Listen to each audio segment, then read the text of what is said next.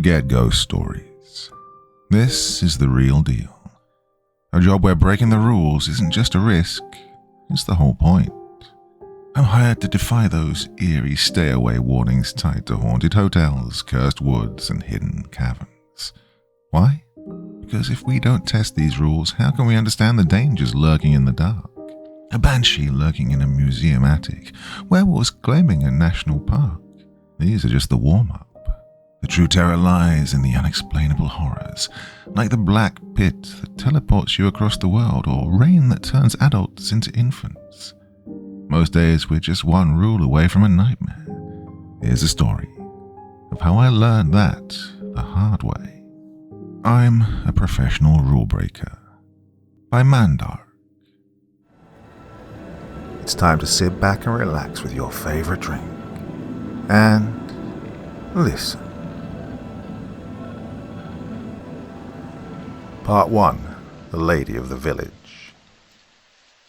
Thanks to the internet, a lot of people around the world have now become aware of the existence of seemingly irrational rules that come with certain places of cultural or historical importance, local or otherwise. Following these rules is more often than not a matter of life or death. I'm someone who's paid to break those rules.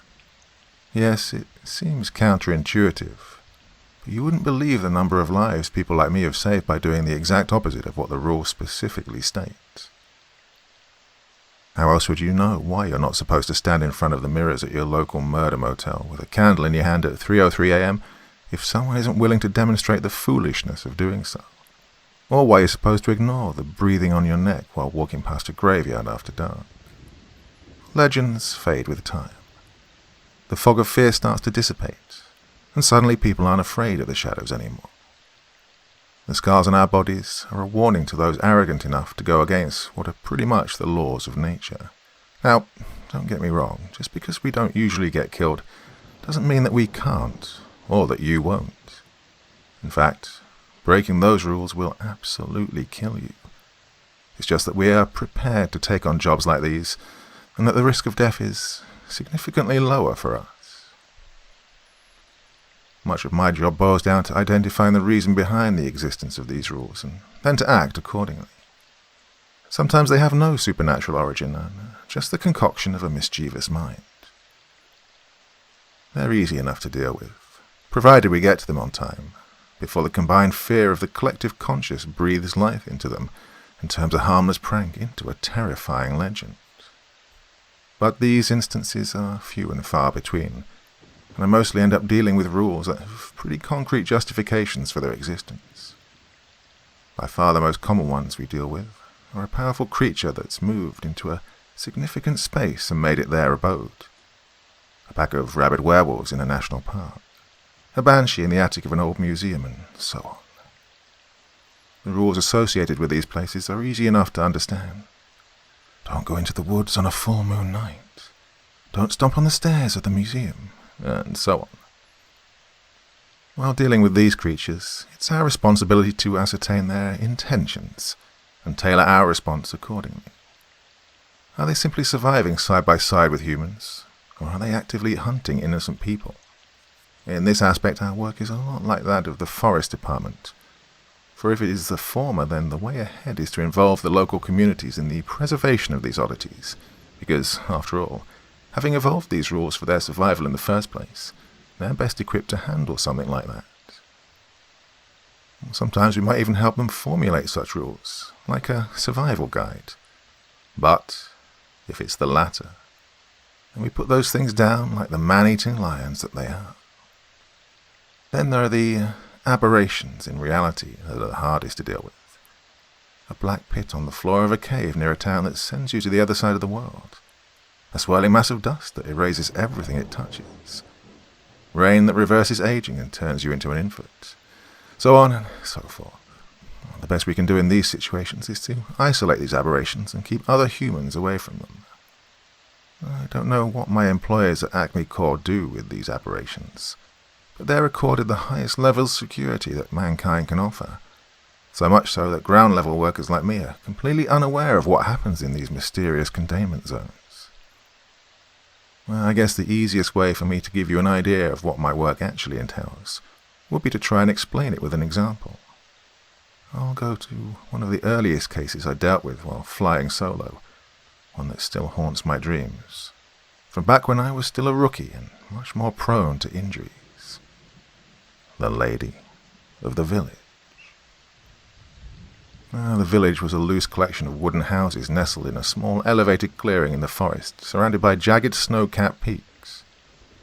The inhabitants had been haunted for generations by the Lady of the Village, who would saunter out of the woods each night and steal their children whenever she could get their hands on them. As each generation passed, the legend onto the next, rules began to evolve, morphing and then solidifying with some time through a painful process of trial and error, so that by the time I arrived, the rules went something like this. 1. Stay in your homes after it gets dark out. 2. Keep your doors and windows locked. Black out the windows. 3. Under no circumstances are you ever supposed to look at the Lady of the Village. And 4. Tie up your children and cover their ears. Do not let them listen to the lady sing. Once again, it's the rules that help us decide what we're supposed to do, and rule number 4 hinted at the fact that the lady was actively hunting children, making her a threat that needed to be removed. The villagers were naturally hostile to my presence amidst them. The inhabitants of any place that becomes significant are almost never welcoming to outsiders, for fear of having their reality looked at with scorn and not being taken seriously, and the guilt that comes when such ignorance inevitably leads to death. I always keep to myself when on a job, not revealing my true motives because, well, I shouldn't have to tell you how they would react if someone who wants to break their precious rules shows up now, right? I rented the top floor of a small house after I arrived, ignoring the looks of suspicion and malice being shot at me by the villagers. The owner of the house gave me a stern warning about the terror that visits the village. Spittle came flying out from between his tobacco-stained teeth, and his hands shook in fear as he handed me a crumpled piece of paper containing the list of rules. I gave him a sincere smile, picked up my bag, went to my room, and slept. Slipped out of the house at dusk, when the dull orange sun was just beginning to dip beneath the horizon, and daylight was starting to fade. Some of the villagers glared at me as they began shuffling back to their homes, and I waved at them affably. I went up to the edge of the woods and set a couple of cameras in the trees, after looking around to make sure I wasn't being watched. If the lady doesn't like being seen, cameras would not please her at all. The village looked abandoned by the time I returned, and my footsteps seemed to echo in the forlorn streets splashed in an orange glow from the lampposts lining the road. "You're too late. You do not respect our traditions," the house owner thundered at me when he saw me coming back. I apologized profusely, flashed a comforting smile at his young son, who was tied to a sofa in front of the fireplace, and climbed back up to my room, ready to further disrespect the village's traditions. I cracked open the door to the balcony, tore up a small horizontal strip of the black tape covering the window, and began waiting for it all to begin, with a shotgun in my lap and a flask of whiskey next to the laptop placed on the table near me. Now, I've never been very good at the waiting part of my job, so it was no surprise to me that I drifted off to sleep after taking a couple of swigs from the flask. It was an alert from my laptop that jolted me out of my sleep. I blinked, rubbed my eyes, and peered at the screen. Sure enough, it was the Lady of the Village, walking out of the woods with a candle in her palm. Her skin was pale, contrasting against her black Victorian-style dress that blended with the darkness surrounding her. Her blood-red lips were moving, like she was singing. She stopped, turned her neck to look at the camera, and winked, making me shudder. It was like she knew where I was. I tightened my grip on my gun for comfort, and glanced at the array of weapons from my bag, splayed out on the bed for reassurance. It didn't take long for the singing to become audible, getting louder and louder as the lady entered the village. The song was so melodious, like nectar being poured into your ears. each note tugging at your heart, compelling you to obey the lady. It wasn't a surprise that the kids were so susceptible to her voice. I jumped out of my chair and went up to the window, peeking out of the little slit I'd made. That night fell close to a new moon, and the darkness was so overwhelming even the street lamp struggled against it. But not the candle. Its fire burnt bright enough to be seen for miles, as if spurred on by the magical song. There was something incredibly strange, though. The candle was just inches from the ground. At first I thought she'd placed it on the road, but then saw that it was bobbing and moving forward. I realized what was happening with a dread that grew from the pit of my stomach. She was crawling on all fours, plucking out little clumps of dirt as she pulled herself forward, candle firm in her hand while she continued singing. Her voice never wavered as she slithered on the ground, like the two actions were not connected to each other at all. She craned her neck, and her eyes met mine. I was gazing at her through a tiny slit in the window, but somehow she knew I was looking at her. And she stared back, her lips stretching into a wide smile, exposing a perfect set of teeth. But the singing just never stopped. I jumped back in fear, my heart palpitating dangerously in my chest. Remembering what I was there to do, I took a deep breath, kicked the door open and stepped out. The song ended abruptly, taking away all sound with it. The silence was stifling, like the blade of a dagger placed on my neck, just sharp enough to nick the skin and draw blood. My eyes found her close to where I last spotted her. The candle was much closer to her face now, and I could clearly see her, almost collapsing to my knees at the malice being directed at me. I pumped my shotgun threateningly, like a rat snarling at a lion, and she moved. She got up on her legs and began running at me, faster than humanly possible. But the action was all wrong, like she didn't know how an actual human is supposed to run, her arms and legs snapping and contorting painfully. She disappeared around a corner, and the sound came rushing back with a loud pop. I could hear my heart pumping blood, the cries of the desperate child downstairs wanting to go to the nice lady, his mother's attempts at consoling him, and the wind that howled and made the floorboards creak.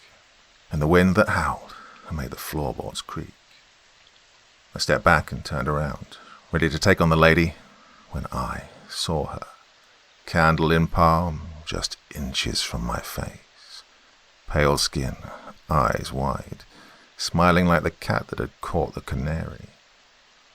I was frozen in horror, my body having completely shut down when her eyes began to glow, burning like two little suns in her skull. I screamed as a searing pain exploded in my eyeballs, with my eyes melting in my eye socket and the viscous fluid dripping down my cheeks like molten wax. I stumbled as I moved back, my back hitting the railing of the balcony as my legs went up in the air and I fell down, my head slamming against the tarmac of the street below, spinning the world around me. Every rule has a reason for its existence, and I just found out the one behind number 3. My hands trembled as I began groping about for my gun, even as my head pounded in excruciating pain. But thankfully my eyeballs had already begun regenerating, and I thanked the stars for the good scientists at the Acme Corp who'd created me, and others like me, in their lab. My eyelids ached as they stretched and new eyeballs popped out, replacing the ones that had been burnt from my body. I blinked, my vision slowly returning as drops of blood fell from the eyes and pooled on the asphalt beneath. Screams erupted from the house, and I staggered to my feet, grabbing the shotgun, ready for round 2 with the lady. The door slammed open. "Mommy, Mommy, please!" The boy cried out as the lady grabbed him by the hair and dragged him out, kicking and screaming. The smile never left her face, even after she saw me. I brought my gun up, ready to unload on her, but she was quicker. She used the boy as a shield, dangling him in the air in front of her as she rushed at me, her body moving in odd, jerking motions. She chucked the boy at me, throw me off balance, and used the opportunity to stab me in the gut. All the air left my lungs in one sharp second as her arm entered my stomach, her hand wrapping around my intestines and squeezing. I saw stars, but before I could black out, I pulled the trigger of the shotgun, pumping her torso with multiple shells. It didn't do much, but it certainly gave me the opportunity to free myself from her. With wet loops of my entrails hanging out, I clutched at my stomach and fell backwards. "Mommy!" The boy sobbed as he buried his head in his mother's bosom. The lady walked towards the two of them. "Please let my son go, please," the mother begged as the lady walked up to her, putting one blood-covered hand on her head. I tried to move my arms, but they were too weak. I'd lost far too much blood. My body wasn't regenerating fast enough. "Please, let him go." The lady pulled the woman's head back, exposing her neck, before slitting her throat with one long and razor-sharp fingernail. Blood gurgled and spurted out of her neck, bathing her son with it, who only cried harder. My body still refused to move. The lady once again grabbed the boy by his head and dragged him down the streets. I lay flat on my back, hands on my belly to prevent my guts from spilling out, feeling helpless as I watched her take the kid away. The kid's cries only grew louder and more animalistic, like the squealing of a pig being slaughtered. My fingers began wiggling just as I watched the two of them disappear into the woods, but the boy's anguish-filled screeching echoed in the forest for a long time after that. Well, I wish I could tell you that once I got my strength back, I chased the lady down into the woods, killed her, and rescued the boy. But that's not what happened. After the two were gone, the villagers slowly trickled out of their homes, then quickly put two and two together with the boy's father's help and formed a lynch mob. I barely escaped with my life. Starving, exhausted, on the brink of death, I was rescued by other employees of Acme Corps after 4 days of wandering in the forest and flown to safety. They eventually did send someone back in, and the threat of the lady of the village was taken care of once and for all. But not by me. Now, you might be wondering why I chose this particular story to tell you all. Well, apart from the fact that it's one of the most traumatizingly memorable experiences of my life, I also went with this one because of what it meant for me and what it might mean for all of you. You see, even those of us created for it and trained for it fail and end up falling victim to the horrors of our world. Certain rules exist for a reason. Follow them.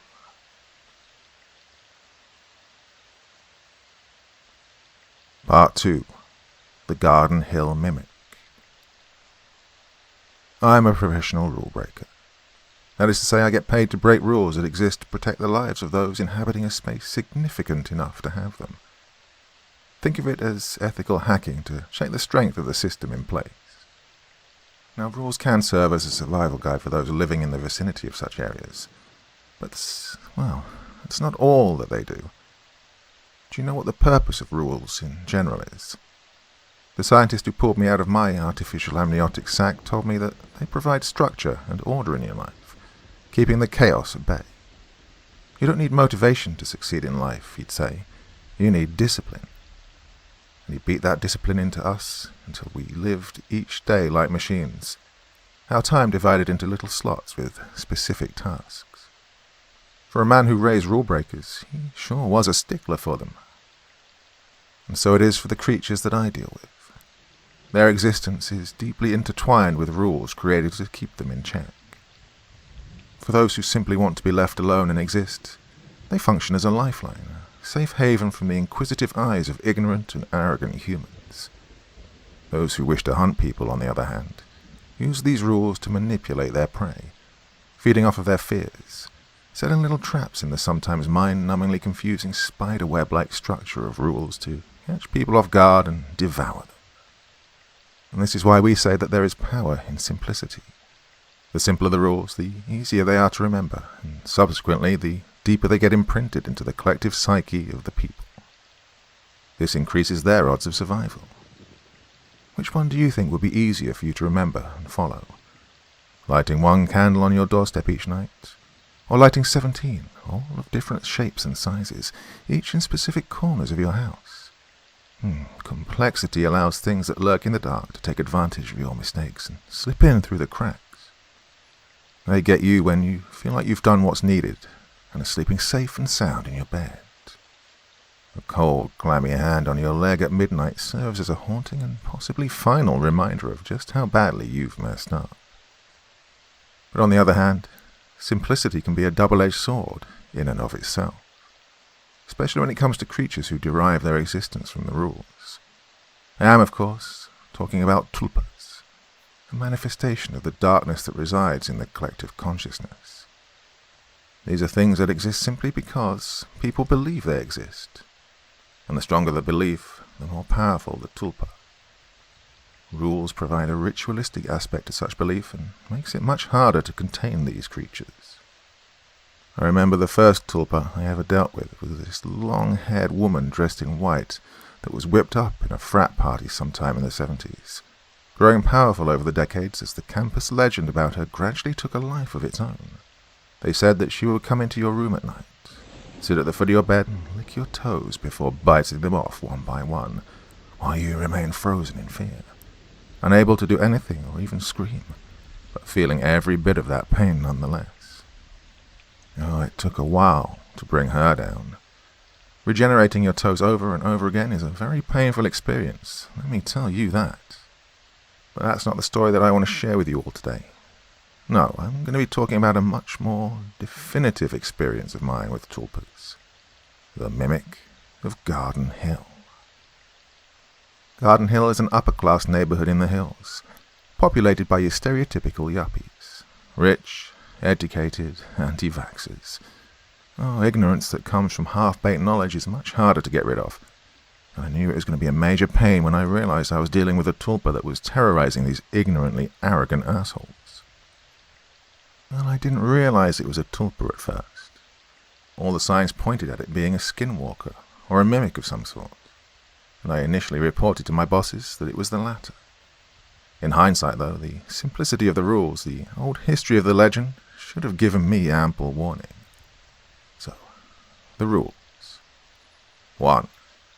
Do not venture outside after sunset. 2. Make sure all doors and windows stay locked. 3. Do not invite guests into your home when it's dark out. 4. If you hear someone crying out for help at night, ignore it, especially if it's someone you love. And 5. Count the number of people in your home before you go to bed. If the numbers aren't what they should be, call 911. I was sent to investigate this case after an Acme Corps executive asked for help. Apparently his son's friend and his family had moved into the neighborhood and had experienced a heartbreaking tragedy soon after. Well, because the orders came from the very top, I was seated before the young man in a matter of days. It looked like all the life had been sucked out of him. Pale, gaunt, with deep circles under his eyes, he sat fidgeting on the spare chair in my motel room and flinched at the slightest of noises. "So, Dylan," I said, easing back into my own chair, "would you like to talk about what happened?" He nodded furiously, beads of sweat collecting on his forehead. Yeah, I recently graduated from college and had come back home for a while to visit my mom before I went off to New York for my new job at an engineering firm. I wanted to see how she'd been doing. I was a little worried, you see." "What were you worried about?" He rubbed his fingernails together.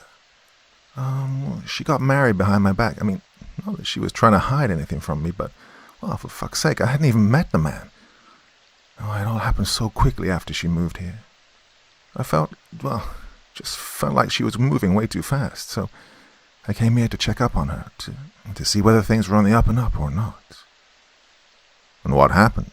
I prompted. "Oh, something definitely seemed off about him," he admitted. He looked like a rat, you know. Always alert, eyes darting around. like he was being hunted. And he told me all about the rules, the ones that everyone in town religiously follows. I laughed at him, but then stopped when I realized he was being dead serious. It was so creepy. This grown-ass man talking about some bullshit fairy tale with abject terror on his face. When he saw that I wasn't completely sold on it, he grabbed me by the shoulders and shook me. Said that I had to follow the rules, all of them, or I'll die. And did you? Follow the rules? He shrugged. Kind of. I mean, I didn't really have to. Mom and her husband kept the doors locked, and I moved into the spare bedroom in the basement, so I didn't really have to worry about locking up any windows or anything. And I never heard anyone calling for me at night either. That intrigued me. So, what happened next? He shivered. It was night when it happened. I was asleep on my bed when I woke up with a start, body covered in sweat. My heart was hammering in my chest, and I could feel the hairs standing on the back of my neck. I was so disconcerted. I was terrified, but I didn't know exactly why I was so scared. But then I realized what it was. His foot started tapping on the floor. I felt a presence in the room, about the size of a dog, breathing, watching me. I shook my head, closed my eyes, and tried to sleep, telling myself that it wasn't real, that it was all just in my head, but that feeling didn't go away. I felt the presence shift. It moved around my room. His breaths were getting shorter, like he was reliving that nightmare. It was at the foot of my bed when I finally said, "Oh, fuck it," and groped around for my phone. I turned on my phone's flashlight and shined it where I'd felt the presence. "What was it?" I whispered. It was... Jesus Christ. It was my mom, crawling on her hands and feet, staring at me wide-eyed with this small, vicious grin on her face. I dropped the phone in fright, and my mom skidded out of the room.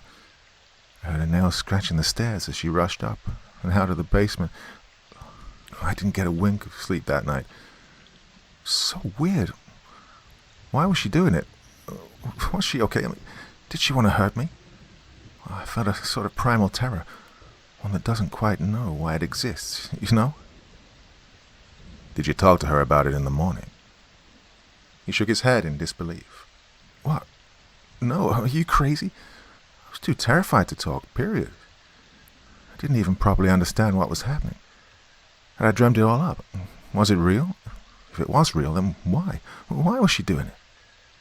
Was she sleepwalking, or did it have something to do with the town's rules? I didn't know. So, chose to spend the day outside, doing odd chores like washing a car, mowing the lawn, watering the plants. I waited for him to continue. I was putting the lawnmower back in the shed when my world came crashing down around me, he said, tears pooling in his eyes. I was looking around for some shears when I noticed this old jar on the shelf, the glass all yellowed up. It was Mom. Her head, that is. Old, preserved like a pickle. That's when I knew. I knew that that thing in the house was not my mom. And that I couldn't stay there, not even for one more second. I ran down to my bedroom, packed up some essential stuff, and bolted out of the house, not stopping until I miraculously ran into a police car. Well, the cops knew what had happened, he continued, and that was both terrifying and comforting in itself. They helped me understand that Mom may have broken the rules sometime after her now husband moved in with her, and that's what caused it all. They found him too, her husband, cut up into a half-dozen pieces, with the handle of an axe shoved up his rectum. God, he was only trying to protect her. He knew she'd doomed herself, but chose to stay with her anyway. He buried his face in his hands as long and agonizing yet silent sobs racked his chest. I let him air it out. After he'd composed himself, I accompanied him to the edge of the town and returned after seeing him off. My investigation revealed that it was not a solitary incident. There had been cases all over the town. I found out about a loving father who, after hearing complaints about there being an extra person in the house, brutally hacked up his wife and daughter. There was a woman who poisoned all 7 of her grandkids after inviting them to her house for a sleepover. All cases involved someone close to the victim committing the murders in a horrific manner. By this point I was pretty confident it was a mimic, replacing a family member before going off on a spree of violence, and so relayed as much to my bosses and prepared to take him down. I reviewed the rules once again, and set about breaking them one by one, to catch this thing's attention. After the sun had set, I climbed out of the window of my room and roamed the empty streets, whistling and kicking empty cans down the road. Anything to draw his attention. My assumption was that, since this thing had just killed Dylan's family, it must be out scouting for fresh blood. I clutched my pistol and continued my acts of provocation. I was right. It didn't take long for it to begin. I spotted something lurking in the shadows out of the corner of my eyes, but it would disappear the instant I turned my neck, even just a little.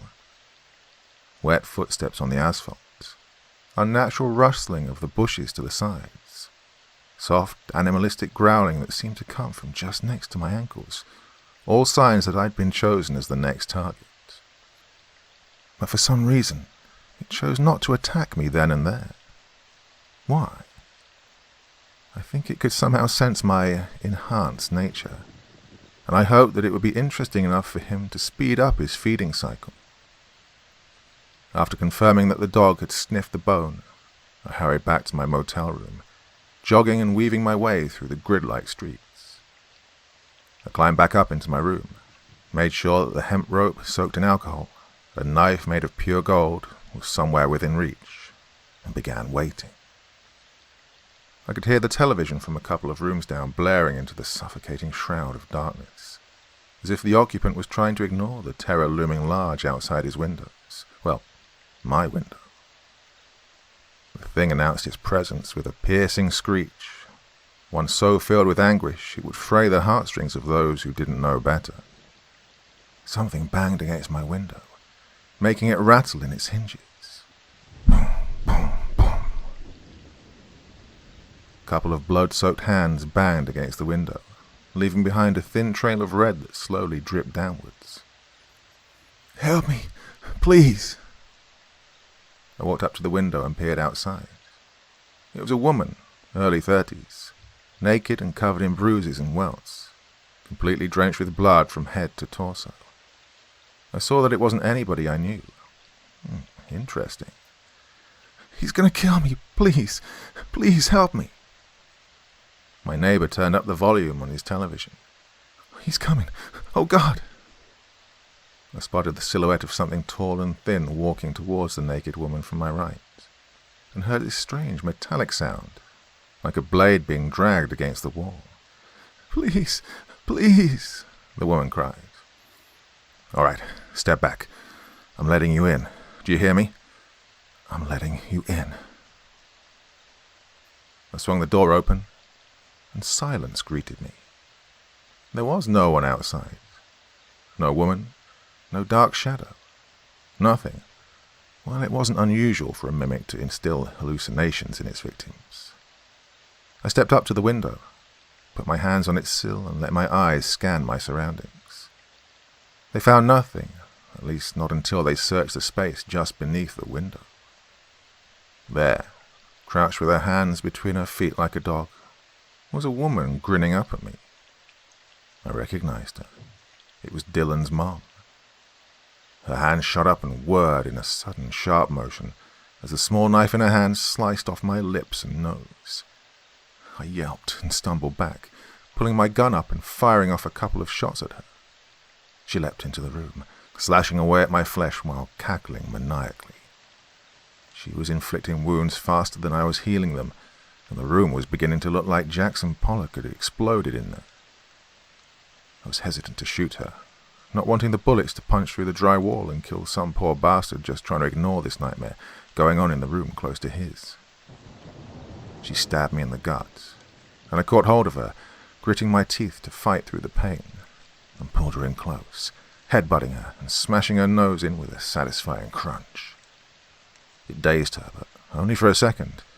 I took full advantage of that and grabbed the golden knife before stabbing her eyes out with it. Donk, donk, donk. I went on a stabbing spree, riddling her body with so many holes she looked like Swiss cheese. She wailed, louder and louder until it became inhuman. She didn't stop screaming as I tied her up with a rope, dragged her outside and set her on fire.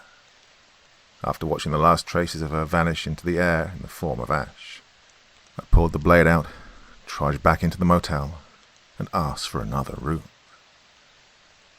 I thought that was the end of it, that I had it wrapped up, and was ready to leave, when the next evening another murder happens.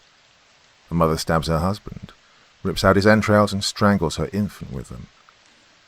I thought that maybe the mimic's mental manipulation had gotten to me, so I spent the next night killing it again, only for the whole thing to repeat the next day. And that's when it clicks, and I realized what a Herculean task that had been unknowingly assigned to me. It was a goddamn tulpa. It had stepped up its game, killing every day instead of every month or so, like I'd angered it with my relentless pursuit of its destruction. I went to the local library to confirm what had been told to me in passing, and sifted through years and years of local history, tracing those murders back decades, but still couldn't pinpoint the origin of it all.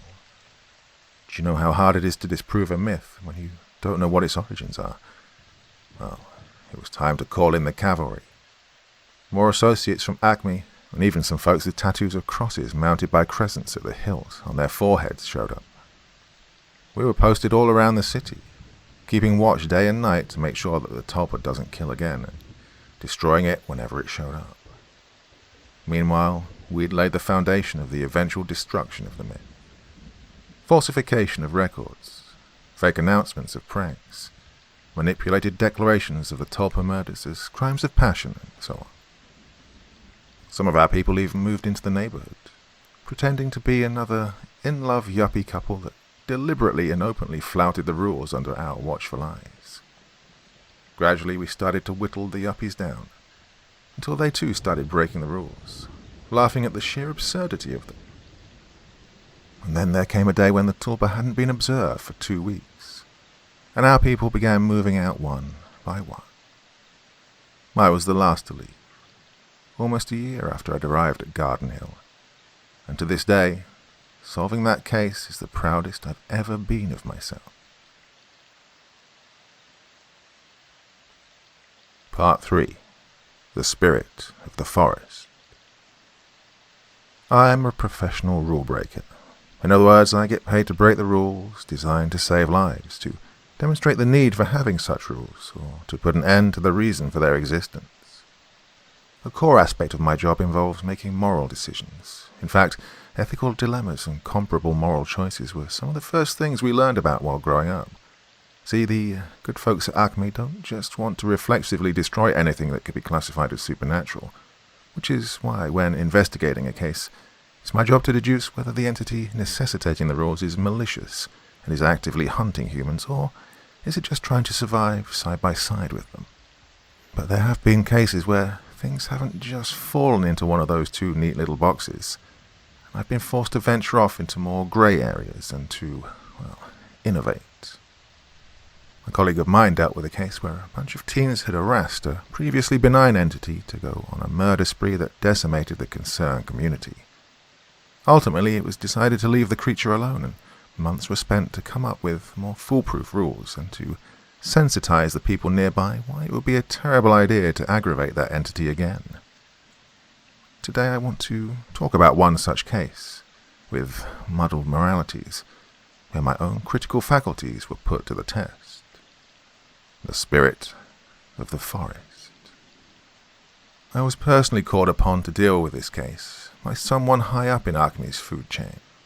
It pleased me no end because it meant that, my efforts were being recognized and that it was the first job I'd been given on a reservation.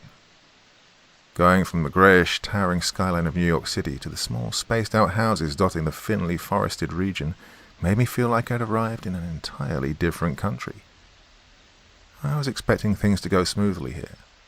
Native American tribes tend to be cautiously mindful of their traditions, and lack the arrogance that makes working in urban areas so agonizingly frustrating. Well, so I'd heard. But on the flip side, the land that they inhabit is ancient, and the most dangerous entities have always been comfortable nesting in a land that is at least as old as they are. Now, law enforcement works a little differently in these areas. In Oliphant versus Suquamish, the Supreme Court had declared that Indian tribal courts had no criminal jurisdiction over non-Indians. So when a bunch of people from the outside were murdered here in a brutal fashion, the case went federal, and that meant that I already had a copy of the police files by the time I made it to the reservation. They were quite hard to look at. I could feel the rage radiating off the pictures of the bodies. Whatever had killed these people had really despised them, and I think the blood-red hatred that fogged its mind might have even prevented it from properly enjoying its kills. Cracked skulls with squishy brain matter spilling out, deep gashes on the torso that cut through the spine, limbs ripped off. The images would turn the stomach of even the most hardened and experienced rule-breaker. I had a faint idea of what was behind these killings, and my belief only strengthened when I found out about the rules. 1. Don't go out into the woods on a full moon night. 2. On the 15th of every month, an offering of meat is to be given to the spirit of the forest. 3. Sweat lodge ceremonies in the forest can never be interrupted. And 4. Do not desecrate the forest. There were other rules that the tribe followed, concerning dream catchers and other traditions, but they have little to do with what was happening there, and as such I haven't transcribed them. Luckily enough, a full moon night was only a couple of days away, and that too on a 15th, so I thanked my stars and spent that extra time investigating. I visited the house of one Jason Miller, the first man to be murdered here, and met his wife, Stephanie. With frizzy brown hair and thick-rimmed glasses that did a poor job of hiding her exhausted eyes, she sat in front of me chewing her fingernails. I've already spoken to the other cops. It didn't seem like they'd be much help. I reassured her and told her that since the case had gone federal, tribal officers couldn't really do much. Oh, he was so excited about his new job, she said, smiling wistfully. Said that our life was going to be so much better now. We'd both grown up poor, you see. So when he told me how much he was going to get paid for this job, God, if I could just... It's fine, ma'am, I said, offering her a tissue from the box on the table in front of her. Please, take your time. The project's supposed to be a game changer for the company, he told me. That getting this done could change our lives. She rubbed her nose and sniffled. He put his soul into it, working day and night, even forgetting his meals sometimes. I know it sounds stressful, and, well, it was, yes, but it was still manageable. But then things changed. What happened? I asked. I could see that he was getting more stressed, more agitated, like something was really bothering him. But he refused to share what was wrong. I'd catch him shouting on the phone, angrily pacing in the study. Sometimes he looked terrified. I tried to get him to talk to me, but he'd just get all serious and tell me he loved me when I'd press him on it. She dabbed her eyes with a tissue. I couldn't take it anymore. All that fear, all those secrets. So I decided to see what he was up to. Try and keep an eye on him, yeah? And what happened was, I caught him leaving the house at night, heading off into the woods. She shuddered. I mean, we've never really put much stock into superstitions and stuff, but I just couldn't help but get scared, you know?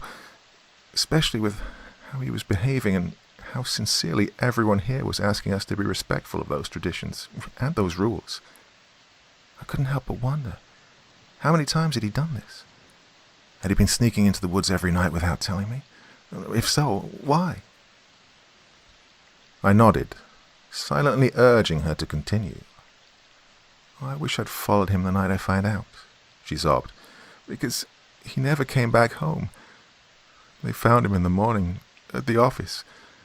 His head was cut off, nails were driven through his eyes and hammered to the door. The rest of his mutilated body was piled on the floor nearby. like some damn animal. Oh, he must have been in so much pain. They butchered him. No one deserved to die like that. She gnashed her teeth and clenched her fists. Officer, please catch whatever bastard did this to him. Please, make them pay. You hear me? Make them pay. Make them pay. I took my leave shortly after, reassuring her that I would try my hardest to solve this case. My investigation revealed that every single person murdered was somehow involved in the mining project that was cleared to be started on the land. My initial assumption was that the spirit of the forest had been angered by this violation of its sovereignty and was taking revenge against those it saw as the invaders. I had no idea what the spirit actually was. I feared that it could be an aberration, like the ones I'd talked about earlier, and sent a message back to Acme that if I don't contact them soon enough, to send in the big guns. But rule number 1 made me believe that I could also possibly be dealing with werewolves, no less dangerous in their own right, especially on a full moon night when they're at their strongest and yet at least in control of themselves.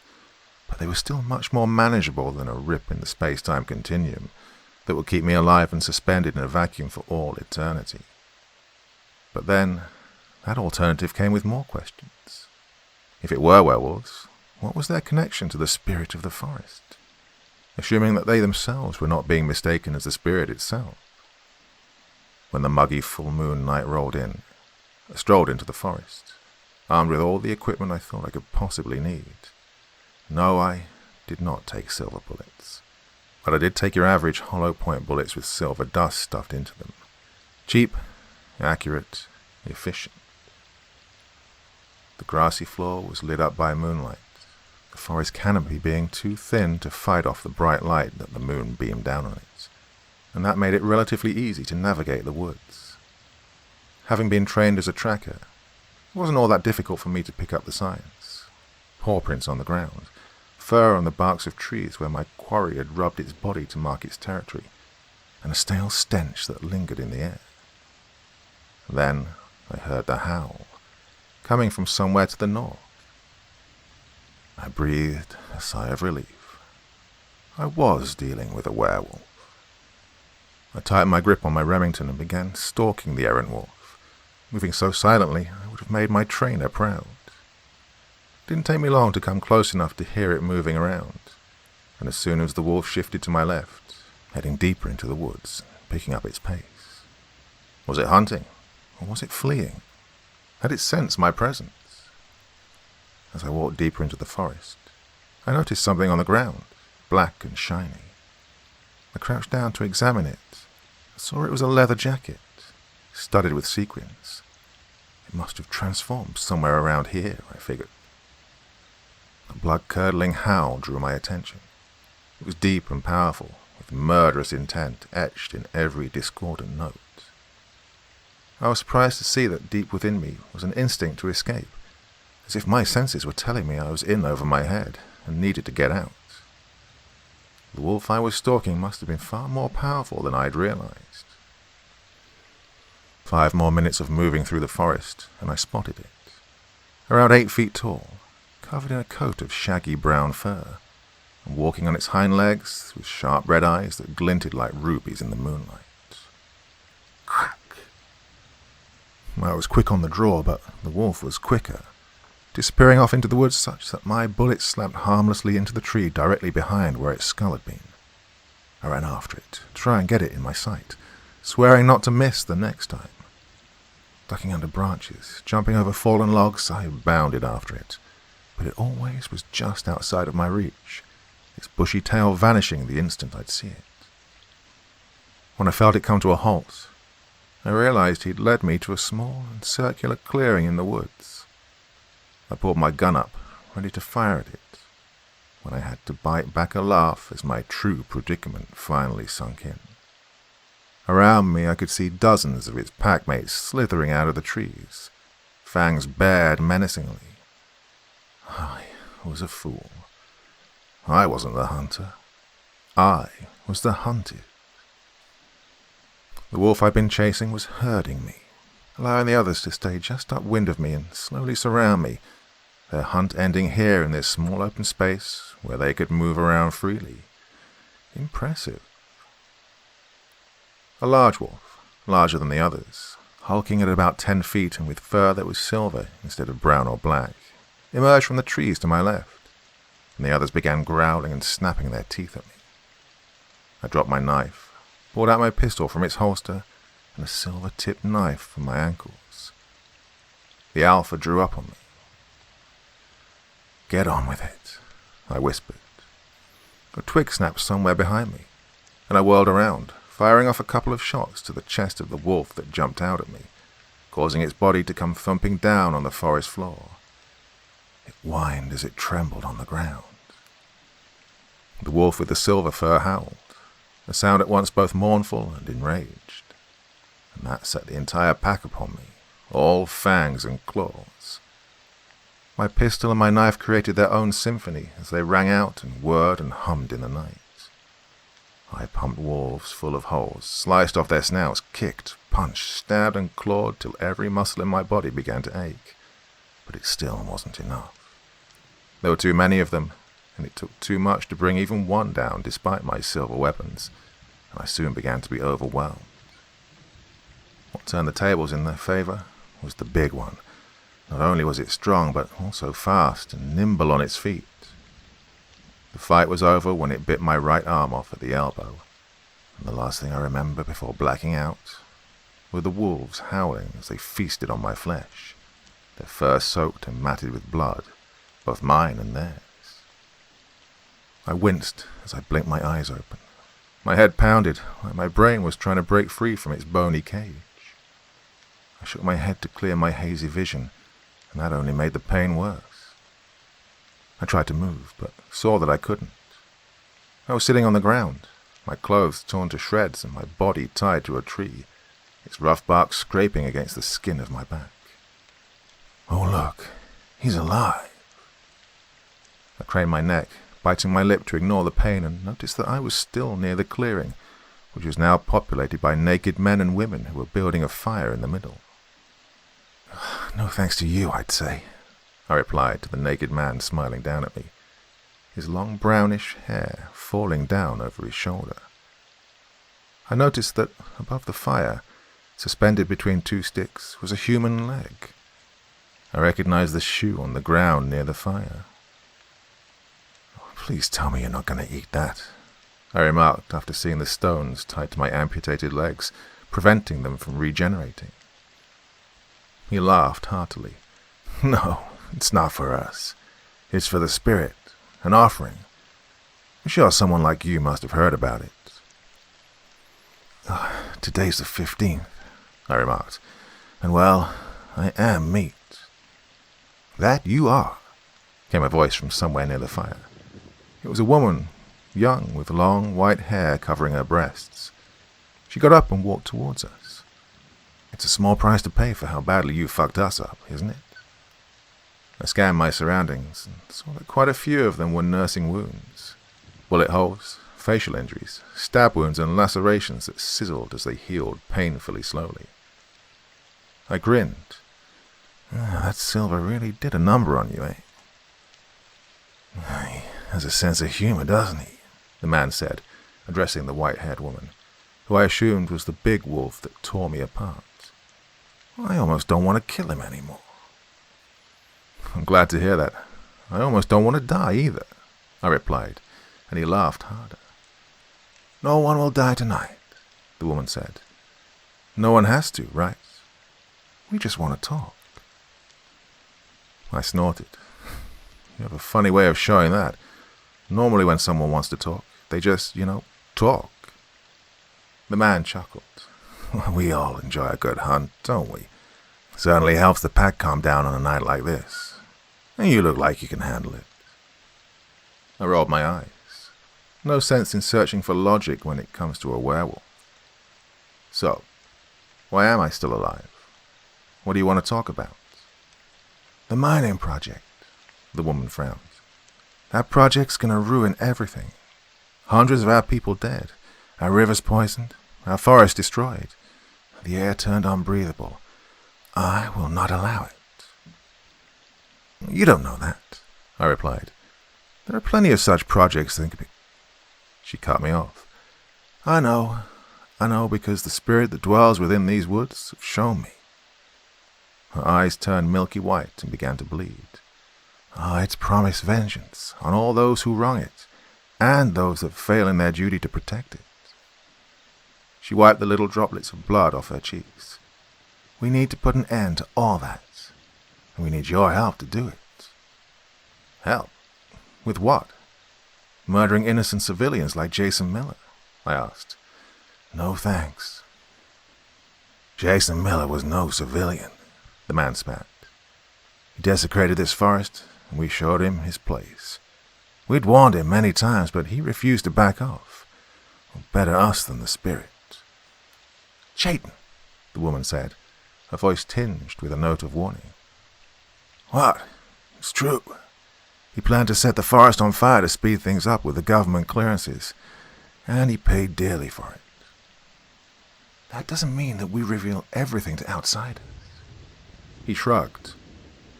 Wait. Why do you need my help in the first place? I asked. Surely big bad wolves like yourselves can take care of some corrupt government officials. Not when they're backed by someone high up in Acme Corp, the loner replied. Benjamin Hawk was the right-hand man of someone who was a member of the board of directors of Acme. Using his power and privilege, he'd bought off officials to clear a very lucrative and highly destructive mining project in the reservation. It wasn't the first time he'd done this, but it was definitely going to be the last. Alona and her wolves had, from anonymous sources, received enough evidence to sway me over to their side, convincing me to go up against someone who was a very core member of Acme, albeit one who'd gone rogue and was potentially a liability to the company. Child labor, industrial disasters that arose from intentional negligence and killed thousands, numerous violations of environmental laws. The guy was a real piece of shit. Not surprising for someone in his position, but sadly for him, he'd been caught doing it. I took the evidence to the executive at Acme who sent me on this job, and he got me the order to take Hawk out after poring over the files, and going to his bosses with it. It solved my case, saved the bosses some major pain and embarrassment, and came as a huge relief to the wolves, who, with the consent of the company, would continue to act as guardians of the forest and safekeepers of the rules. Was all of it morally dubious? Yes. That's why I stood in front of Hawk's apartment building wearing blue overalls with a clip in my hand, and with Alona and some of her wolves by my side. They're not exactly trying to blend in, are they? Alona asked, nodding at the men in black suits manning the entrance to the building. Par for the course, I replied. Now don't come up until I give the signal. She nodded. Thank you, Brian. We appreciate your help. 3 minutes later, I stood in front of Benjamin Hawk's apartment, knocking on the door. Who's there? He asked, as he cracked the door open and popped his bald head out. I smiled. He really was here. I work for Cass's Glass, here to replace your windows. Having gotten my signal, I knew the wolves would now begin taking out Hawk's security. It's a brand new building. Yeah, well, code says at least one window has to be tempered glass. Builder fucked it up all over the place. Only used laminate. Gotta swap some of them out. Safety requirements, you know? Hawk glanced back at his windows. Safety? Yeah, laminate's really hard for firefighters to break out, so the tempered glass is used to allow them entry. Yeah, they have special hammers with hard ceramic tips. Metal hammers don't do so well on tempered glass, whereas the ceramic ones shatter it right out. I could see Alona coming up the stairs. Damn, that was quick. Oh, didn't know that, Hawk replied. Alona stripped off and transformed. Yeah, nobody does. I laughed. Some criminals figured out the ceramic thing, though. Break the ceramic off spark plugs to bust out the side windows on cars. Call them ninja rocks. Hilarious, right? Wow, that's actually quite interesting. Hey, want to see something else really cool? I stepped aside and Hawk gawped at the big bad werewolf standing on his doorstep. I shouldn't have been so greedy, Hawk, I said as Alona's fangs neared his jaw. Wait, he gasped, sweat pouring down his brow. This is about the mining project, isn't it? Oh, jeez, look, I'll cancel it. I'll call it off. I'll walk away from this. Please, don't kill me. She, kind of doesn't have a choice, I remarked. The spirit is a hard taskmaster. What? He asked, confused. Wait, I'll give you money. I'll give you so much freaking money you can buy another damn reservation. Alona growled. Ooh, I commented. Bad choice. You can't, he cried. You can't kill me. Do you even know who I am? Do you know what the company will do if the bosses find out about this? I come with their blessings, Hawk. He looked down at me like I'd grown 2 heads. What? They sold me out? After everything I'd done for... He was cut off by Alona, who ripped his throat out. I turned around and walked away, not wanting to subject myself to the savagery that I'd come so close to going through myself. With a job well done and a promise to get together again for another hunt, I said goodbye to Alona and her wolves. Later I'd come to regret not hearing the man talk about his dealings with the company, but his last words had definitely planted seeds of something that grew to take over my mind in the future. Who gave the wolves the evidence regarding Benjamin Hawk? Was it someone from the company, trying to weaken Hawk's boss? Or was it someone from the outside? Couldn't be anyone from the company, right? Why would they risk the good name of Acme being sullied in public when they could have easily handled something like this internally? Oh, then that meant it was an outsider, trying to weaken the company itself. But why did the board of directors not react more appropriately?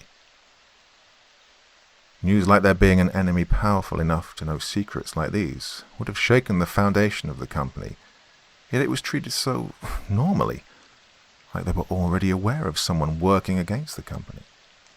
I had so many questions buzzing around in my head that they gave me many headaches and sleepless nights, till I decided I wanted nothing to do with politics of this level, and so went to sleep.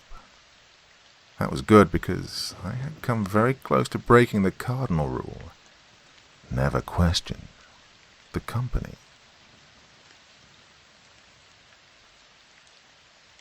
Part 4. Ghosts of Little Flower Valley. I'm a professional rule breaker. What that means is I get paid to break rules designed to protect people from entities and phenomena that necessitate having them, like crash testing a car to see if it meets the requisite safety standards. If someone were to ask me what the best thing about this job is, I'd have to say it's the freedom to make my choices. Growing up, I had to follow a strict training regimen, with each waking moment of my life used to craft me into a better tool for my employers at Acme Corps. So you can imagine what finally being sent out to the world with control over my life and the freedom to carve my own path actually meant for me. Investigating a case, deciding whether the entity that the rules are created around is malicious or not, choosing the best course of action.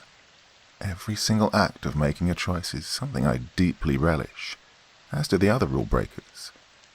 So you can understand why losing that freedom, that control, is our single greatest fear.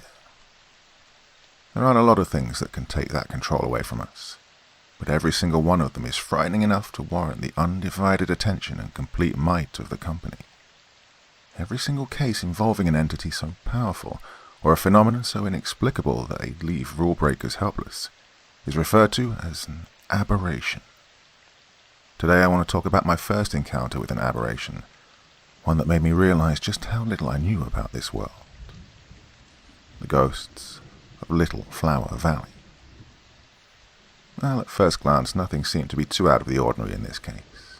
A small and humble town, resting on top of an elevated valley and surrounded by looming mountains that protected it from the harsh sun. It was the perfect place to raise a family in, if one could just get past the oddities plaguing it. It was all centered around the mysterious fog that seemed to emerge from nowhere and infected the life of anyone unfortunate enough to come into contact with it. The townspeople had developed a small list of rules to protect themselves from it, and I found out about them soon after arriving there. 1. Do not touch the fog. 2. If you hear the siren, lock your doors, board up your windows, retreat underground if possible. And 3. Call the town hall if you believe you are the first to spot the fog, then find shelter. The fact that there were no rules regarding what should be done if one does end up touching the fog should have sent alarm bells ringing in my head, but I dismissed what little concerns I had after looking into the first couple of cases I came across. Apparently, anyone that came into contact with the fog ended up being haunted by ghosts that resided in the valley. A translucent spectre standing behind you in the mirror, faint scratching sounds coming from under your bed, the sound of wet footsteps behind you in the shower, someone just standing in a corner of your house while you walk past them. It was all fairly typical of your average hauntings, but there were a couple of things that piqued my interest, like how these hauntings don't seem to end even after the fog retreats and the ghosts follow you, even if you've left town, as if they'd latched onto your soul, terrorizing you until your heart gives out. What made it worse was the fact that these spirits were almost always people familiar to the victim, a dead mother or grandfather, their unconditional love twisted into unrelenting hatred. It wasn't all bad, however.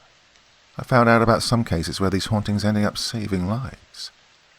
There was a man who walked into his bathroom and found his tub flooded with blood, and his own bloated corpse floating on it. He ended up cancelling on his friend's birthday party on a boat the next day, which ended up sinking, killing most on board. There was a woman who dreamt of a dark shadow in her son's bedroom, and left the house with her kids before nightfall, and called the cops, who ended up stopping an armed intruder later on. Well, I thought hateful ghosts and premonitions were all this place had to offer, until I learned about Tony Orlando. Tony Orlando was a troubled young man, an addict who killed himself outside a local pharmacy after a botched robbery attempt where he ended up killing the owner of the shop. A life on a downward spiral that ended tragically. Nothing unique for this country, if not for the fog. I met his father at his house, sifting through his son's stuff, which cluttered the living room while trying to drown his pain in beer and cigarettes. It's all my fault, you know, he slurred. My fault my boy's dead. My fault that my wife's left me, that she hates me too much to even look at my face. He slumped against the sofa, taking short puffs from his cigarette while coughing and sobbing. I waited in silence for him to continue. I was the one who insisted on moving here, he said. I was the one who laughed at the neighbors when they warned us, told us about the rules.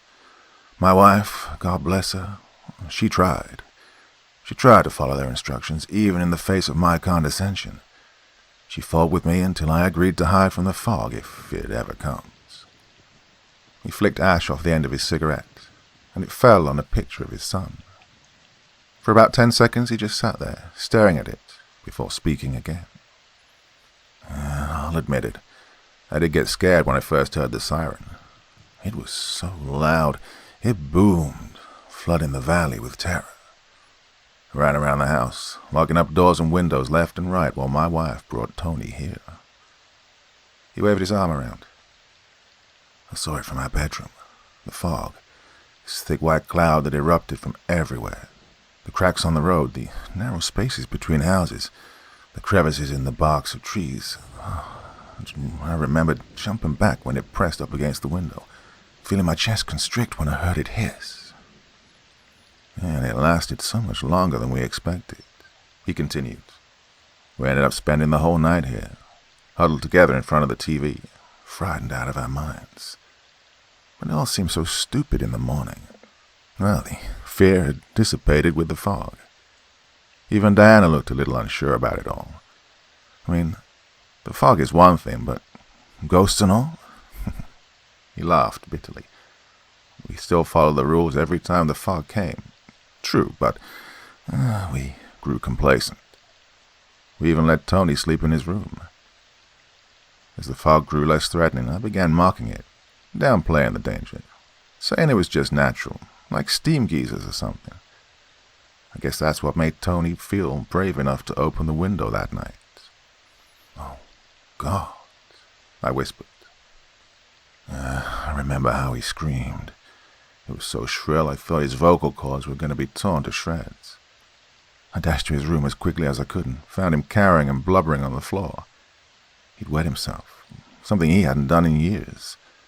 But even so, as scared as he'd been, he still found the courage to shut the window. He told us later he didn't want us to get hurt too. He chugged down half his beer in one go. Oh, such a sweet boy. His whole life ruined by that thing, that Mr. Hole in the Head. Who? I asked softly. It's what Tony called him. His ghost. This thing that made his first appearance that night and haunted my son for the rest of his life. He replied. At first I thought there was an intruder in the house, but when I found nothing after half an hour of searching, I tried to rationalize it. Said that maybe Tony had dreamt it all up. But it happened again the next night, and the night after that. He'd tell us about this Mr. Hole in the Head. How he'd come at night, scream nasty things to him, and his face warped into a snarl and pressed up against the window. Sometimes he'd see him at the foot of his bed, staring down at him with nothing but rage in his face. Sometimes he'd be lying down in the bed next to him, whispering right in his ears how he was going to murder his mommy and daddy and drag him off to hell. It was almost every night that Tony would run into our bedroom, screaming and crying about the man with the circular hole in his head. Every night I'd get up, go see. His hands began trembling. But I never saw him, not ever. Maybe that's the nature of this curse. But I could sense it. Deep in my bones I could feel that something was terribly wrong, that there was someone else in his room. He wiped small beads of sweat off his forehead. We couldn't help him. That killed us on the inside. Destroyed our marriage. Diana blamed me. Said that I was responsible for bringing this thing into our lives. And I couldn't blame her. God, I felt so helpless. Night after night, the same thing, over and over, over and over. I just wanted it to end. What did you do? I asked. He stuttered. I nudged him to try and deal with it on his own. Told him if he sees Mr. Hole in the Head again, just sleep through it. He wasn't real, that if he just didn't think about him, he'd go away. Wow. I just didn't know what to do, he stated. We started therapy, sent him away to his grandparents' house for the summer. Nothing worked. The nighttime visits continued no matter where he was. As he grew up, he withdrew into himself. He was a shell of the boy that we'd known. The light was gone from his eyes. He was failing most of his classes. No friends, no life. Stuck with frustrated parents. He took drugs to escape reality. He got addicted to prescription drugs he bought off some dealer. I had a huge fight with him when I found out he'd been taking them. He fumed with rage. Told me he had no other option because his parents had abandoned him to the ghost, to Mr. Hole in the Head. He left the house after our fight and never spoke to us again. Next time I saw him was at the morgue, with a gunshot wound to the side of his head. He began sobbing again. I left the grieving father to his devices and went up to the police station to continue my investigation. I dug up the CCTV footage, and what I saw chilled me to the bone. With my heart hammering against my chest, I dialed the number of Tony's father. Hello. Mr. Orlando, I'm Agent Walker. I just met you a couple of hours ago.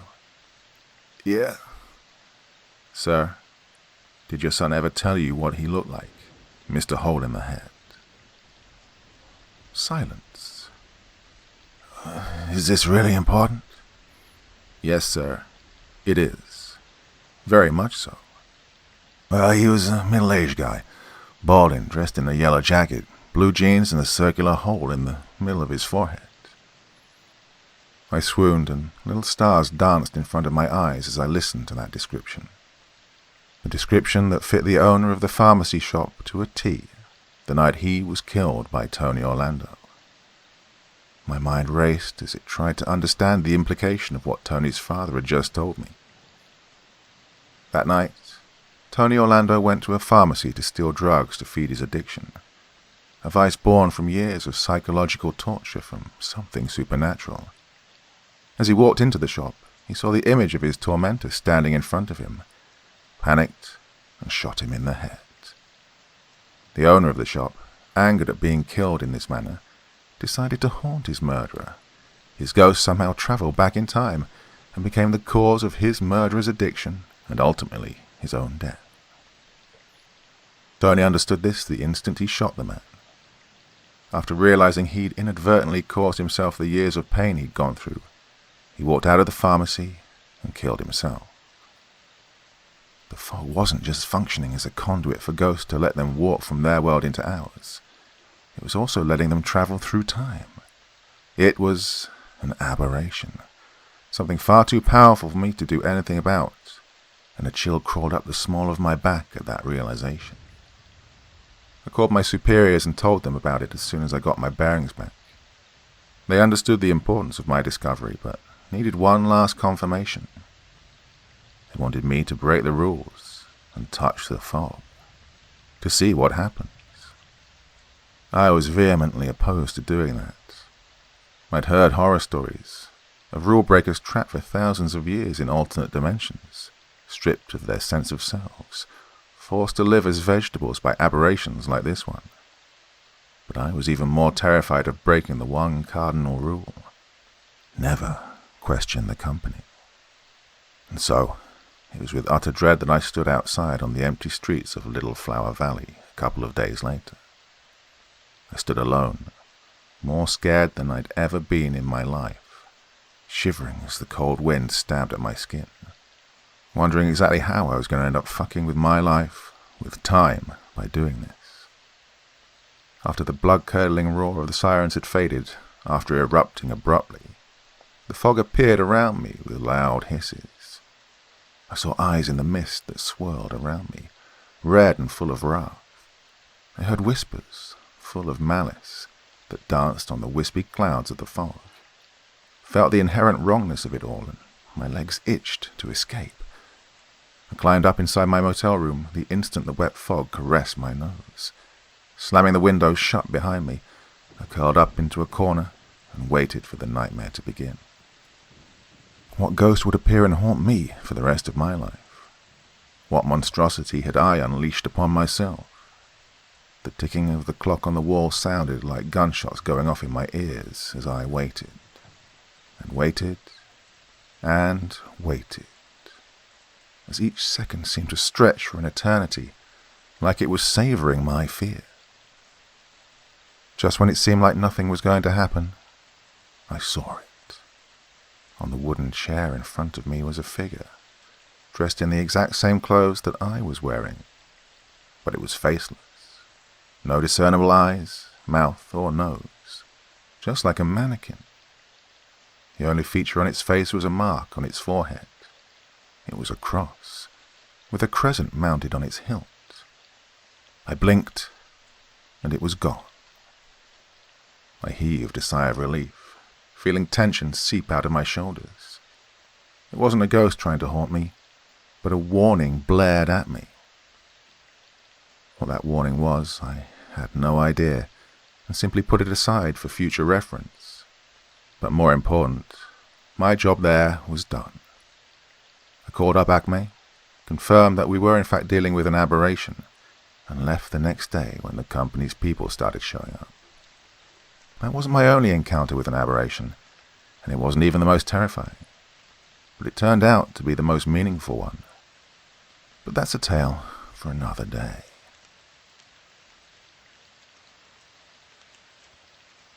Part 5. The Black Pit. I am a professional rule breaker.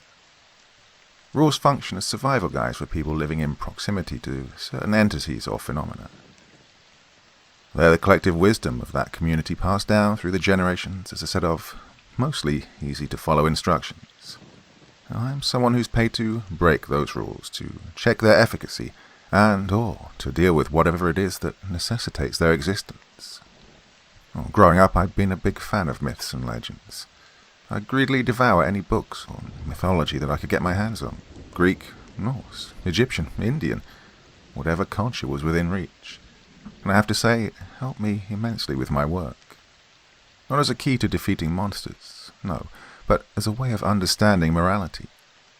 Punishments inflicted on humans for angering primordial entities. Interactions between humans and the supernatural. The attempts of communities to deal with things beyond their understanding. These myths, to me, have been treasure troves that rival the works of Kant and Bentham because of how they centered the human experience in the context of the supernatural. Today I want to talk about one such case where most of my time was spent dealing with the human aspect of it all. The Black Pit. Most of my cases come from rural areas, small, tight-knit communities where legends take a life of their own. They're typically situated near the woods or mountains, as old entities prefer staying close to nature.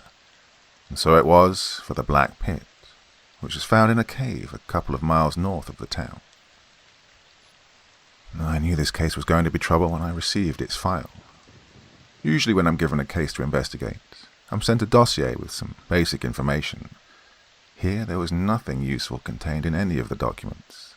Nothing about rules, or any murders or disappearances, or even anything supernatural. All I got was the name of the town, its location, and some tidbits about local history and the makeup of the community.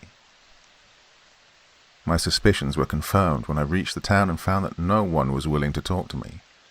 People seemed to be on edge, breathing, walking, and speaking faster than they needed to, as if they had somewhere to be, something to do. This nervousness would quickly morph into naked hostility every time I asked them about the town, about whatever was clearly haunting them. I had people from the sheriff's department try to run me out of town, but that was the only significant thing to have happened. And so it was that, even after being there for a couple of days, I'd learned absolutely nothing about the town. Perhaps the most disturbing part of it all was that things seemed so terrifyingly normal. They had no weird rules or rituals that they visibly followed. People were still out at night, jogging, going to restaurants, just doing normal stuff, albeit with fear and anxiety writ clear on their faces. It was getting to be frustrating for me, because not knowing things, not being in control, really peeves me like nothing else. I was forced to discreetly set up cameras around the town, but not even they picked up anything that would set alarm bells ringing. I'd reached a point where I was willing to call my employers and ask them if they'd made a mistake, and maybe even call it quits, because there seemed to be nothing wrong with this place, apart from the oddly nervous townspeople. I wondered how people at the company came to know about this place. But then, I hit jackpot one night. I was dozing in front of my laptop when I noticed movement out of half-shut eyes. I jerked upright and saw that a bunch of people were rushing out of their houses and scrambling for their cars. I grabbed my jacket and my laptop, shoved the pistol in its holster, and raced to my car. Keeping a safe distance from their cars and regularly peeking at my laptop, I tailed them with my headlights switched off to avoid being spotted. I followed them all the way out of town as they turned onto a dirt track and drove off into the hills. There were at least half a dozen vehicles, moving like a loose convoy with about 1 or 2 people in each. I watched as they came to a halt near the bottom of a steep cliff, their headlights lighting up the jagged rock wall. They then proceeded to climb out of their vehicles and disappeared into the cliffside. I blinked and realized there must have been a cave somewhere in the hill, hidden from my line of sight. I jumped out of my car, dashed to the trunk and pulled out my AR. Slinging the rifle strap around my shoulder, I began jogging towards the cave. The entrance was small, with there being just enough space for 4 people to walk side by side. As I stepped in, I noticed that the cave took a sharp left turn before descending at a gentle incline. I could hear sounds of footsteps and agitated conversations drifting up towards me, so I slowed down, not wanting to suddenly come up on them and potentially get into a fight. After walking down the curving path for about 15 minutes, I turned right and reached a cavernous chamber with a hole in the floor at the center. The people from the town were standing in a circle close to it, their flashlights bobbing as they shouted at each other. I ducked left and hid behind a pillar, then strained my ears to understand their echoing voices. "Hurry up, Morgan. We gotta get this done quick." I poked my head out and saw that the group's attention was focused on two people amongst them. Two men with about 30 years of age gap between them. The younger of the two replied, I know. Let me just say goodbye to my dad." "You should have already done that. We don't have time to fuck around." "Just give me a minute here." "Hurry up, 'cause if you can't do it, I will." "I will. All right. Just give us some fucking privacy." And with that, the group split up, and most of them began shuffling back the way they'd come, leaving behind the father and son duo. I shifted away from the entrance to avoid being seen by those leaving the cave. The two who were there began speaking when they felt they had enough privacy to do so. "It's okay, son. This has to be done." The father put his hands on his son's shoulders to comfort him. "Dad," the son's voice cracked. "No, I can't do this." "You have to," the father replied, with a hint of admonishment in his tone. "For our family, for the town, it has to be done." The son sobbed. "I've lived a good life, son. No regrets. Now I just want to be with your mother. Understand?" The son nodded, wiping tears off his face. "Attaboy." The son opened the zip of his jacket, put his hand in and pulled out a pistol. "I love you, Dad." He pressed the gun against his father's chest. "I love you too, son." I switched on the flashlight mounted beneath the barrel of my gun, stepped out from my hiding spot, and walked towards the two. "Drop your weapon, or I will fire on you." The son jumped, startled, and whirled around to look at me. He blinked as my flashlight blinded him. "Drop it. Now." The father was the first to get over the shock. "Who's that? Is that you, Rick? What are you doing here? I told you we'd get it done." "Drop the fucking gun," I warned again. The son started to bring his pistol up, so I shot him in the leg. The gunshot rang deafeningly loud, causing the father to cover his ears with his hands. But the son dropped the gun and collapsed with a grunt. The father cried out in horror and moved towards his son, so I put a bullet in his leg too for good measure. The two didn't resist much as I dragged them into a corner, choosing instead to spend their energy moaning in pain. I waited for them to get used to it. "So you guys mind telling me what the fuck you're doing here?" "Who are you?" the father demanded, gritting his teeth and pressing down on the wound in his leg. I clicked my tongue. "I'm the one asking the questions here. Again, what are you doing here?" He ignored my question. "You're the outsider, ain't you? Why did you stop us? Do you even know what you've done? Do you have any idea what'll happen if we don't do what we need to do?" "Dad," the son groaned. "No, I don't," I replied. "But I really want to know. So why don't you tell me?" He glared at me hatefully. "Well, get on with it." I prodded him. "Or do you not understand the situation you're in right now?" I pointed my rifle. "We're not supposed to tell you anything." "I'm sure breaking that promise is better than watching your son's head get blown the fuck out right in front of you, isn't it?" He snarled at me, but after taking a couple of seconds to calm himself down, he told me the story. And that's how I found out about the Black Pit and the one rule associated with it.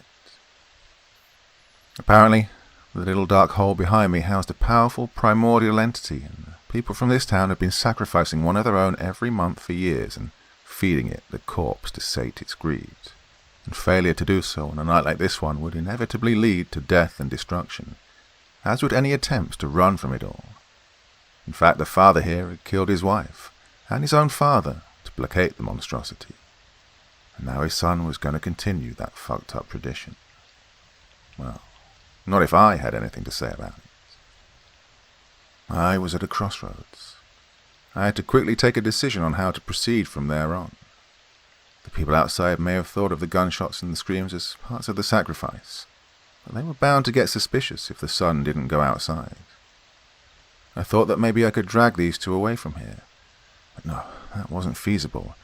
Those on the outside could easily catch up to us, or worst comes to worst, they could just sacrifice someone else. No, if I wanted to break the rule, I had to make sure no one died and fell into the pit that night. I decided to make a stand in the cave itself. After muttering a heartfelt apology to the two, I shot them in their good legs, applied makeshift first aid, and tied them up with belts and torn t-shirts, and prayed that the blood loss didn't kill them before the night was over. The father said that the one killed had to be tossed into the pit to complete the sacrifice, but I wasn't willing to take that chance. Sweat poured down my forehead and my heart pounded in my chest. Every second wasted there was a second that allowed doubt and suspicion to develop in the minds of the others. I did not want to get caught with my pants down in that open space. The narrow cave entrance provided the best opportunity to hold them back. Compounding all that was the fear of the pit itself. What in the hell was I going to unleash by breaking that rule? Could it be another aberration?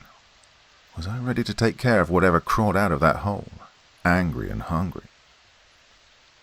I didn't even have the time to think that maybe I'd made the wrong decision, that maybe I should have just called for backup and waited this out. Things had progressed at a pace much faster than I was comfortable with. Damn it, I thought. No sense in doubting myself in the middle of all that. After stealing the son's weapon, I bolted towards the entrance and found that my suspicions were indeed correct. They were beginning to move back inside. I took cover behind the wall as it turned left, took a deep breath, popped out and shot the first one in the kneecap. He screamed as blood exploded from his knee and went down, causing the others around him to shout in shock. I fired again, catching a couple more in the legs and shoulders. Thankfully, I'd been doing this long enough to know how to avoid lethal wounds. "What the fuck, Morgan? What do you think you're doing?" I shot at the one who screamed at me, the bullet whistling past his thigh. The one with the busted kneecap crawled out of my line of sight, allowing me to put some more suppressing fire down. It didn't take them long to regroup, and I was soon dealing with bullets flying past my head and slamming into the cave wall behind me, showering me with debris. A horrible thought crossed my mind, and I saw the cave's roof collapsing in on me, trapping me inside. I shook my head and focused on the positives. I had geographical advantage. I just had to hold them off until the time limit of the sacrifice ended, and the monster crawled out of the hole to find me, without ammunition, surrounded by angry townspeople. I laughed at my seemingly hopeless predicament, and fired again, taking care not to waste my shots. So our night-long standoff began. I'd always heard of shootouts that lasted for hours, but this was my first time experiencing it. Thankfully, they were far less experienced than I was, and soon I was only dealing with a couple of them, the others having been wounded long ago. But then reinforcements showed up, and I fought them off too. I had to admire their tenacity. Even after seeing most of their people get injured, they continued to fight, firing until the gunshots made my ears ring. They tried many tricks as the night went on. Tried to blind me with the headlights of their cars, but I shot them off. Got the sheriff to try and reason with me as one of them snuck up on me. A bullet to the hip cut that shit off pretty quick. I was thirsty, hungry and exhausted. My brain was hammering against my skull. I was low on ammo and things seemed hopeless when I saw the first splash of blue and orange in the distance. The sun was coming up, and my heart began to race once again. What entity was going to come out? How many people was it going to kill? Questions like these zoomed around in my mind, new ones coming up before I could properly contemplate on the ones preceding them. But the fighting never stopped, even as morning arrived proper, revealing a scene of shattered windshields, spattered with blood and broken but conscious bodies lying on the ground. They hadn't even bothered with evacuating the wounded. But nothing happened. The cave's insides were lit up by the rising sun, but nothing happened. No rampaging monstrosity, no abnormalities in reality. Nothing. Well, at first I was worried that the father-son duo had figured out a way to complete the sacrifice, so I retreated to the second major turn in the cave, near the clearing that housed the pit. And what I saw there was the single most terrifying thing I've ever witnessed in my life. Both of them were fine, sitting in the corner with lifeless expressions on their faces. They understood it was morning and had arrived at a certain realization much faster than I had. There was no monster in the black pit. The townspeople had been killing themselves over nothing. I don't remember much of what happened after that. I do know that the two of them were able to come out of their state of shock somewhat before staggering out and explaining to the others what had happened. I remember the looks of utter devastation that spread across the faces of those outside. The realization that they'd killed their own loved ones over a myth would lead to much trauma in the town. They weren't the only ones in a daze. The pointless cruelty of it all had affected me too. A lot. Some of them attempted to detain me, to question me on the events of the night, but I was able to give them the slip. Some of my contacts at Acme told me that the pit wasn't completely useless. It was a rip in reality that led to the other side of the world. Maybe that had something to do with how the myths originated, how we ended up with the most cruel form of ritual imaginable. I don't know. And it's not something I like to particularly think about. I often wonder about my actions that night. Wonder if I'd done the right thing. Maybe sometimes the worst thing you can do is open Pandora's box and find it completely empty.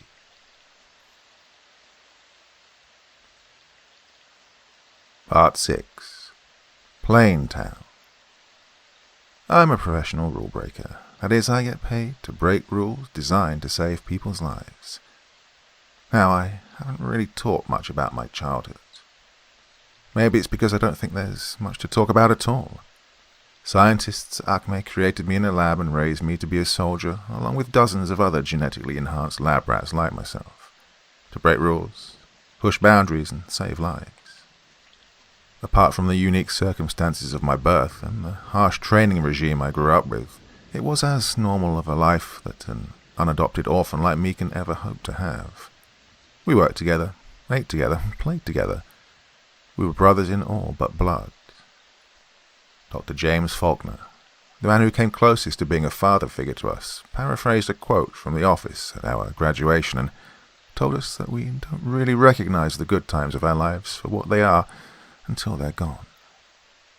And I have to say, he was right. I feel a pang in my heart whenever I think about those days. The people I grew up with, the cramped room that I used to live in as a teenager, the playground with the creaky and rusted swings. Those days are a refuge for me after every job that goes bad, with innocent people being killed right in front of me. Well, I retreat into myself and think about happier times.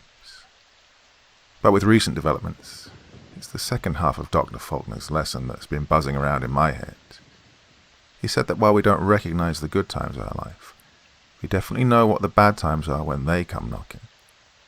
The former might be a slight tickle at the back of your neck, but the latter is like a baseball bat to the face.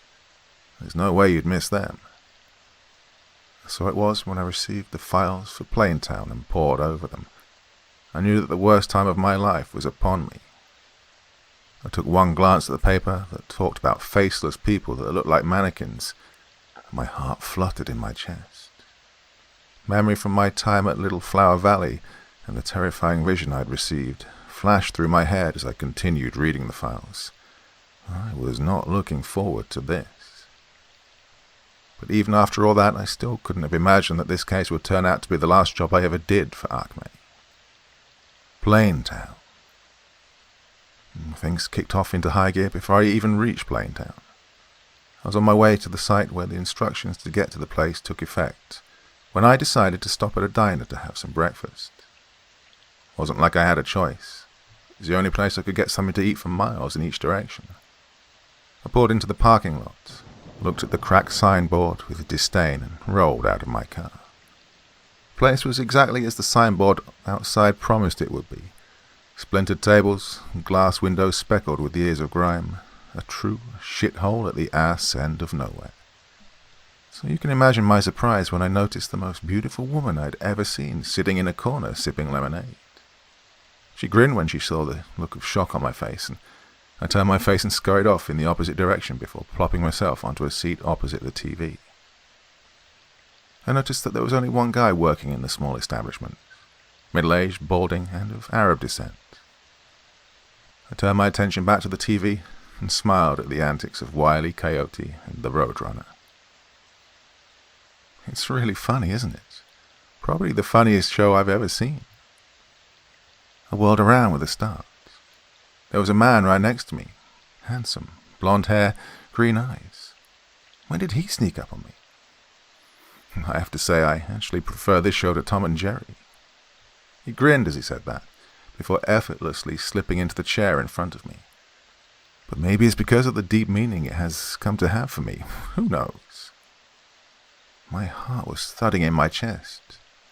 How did I not notice this man before? Where did he come from? Did he sneak in through the back door? Who the fuck even is he?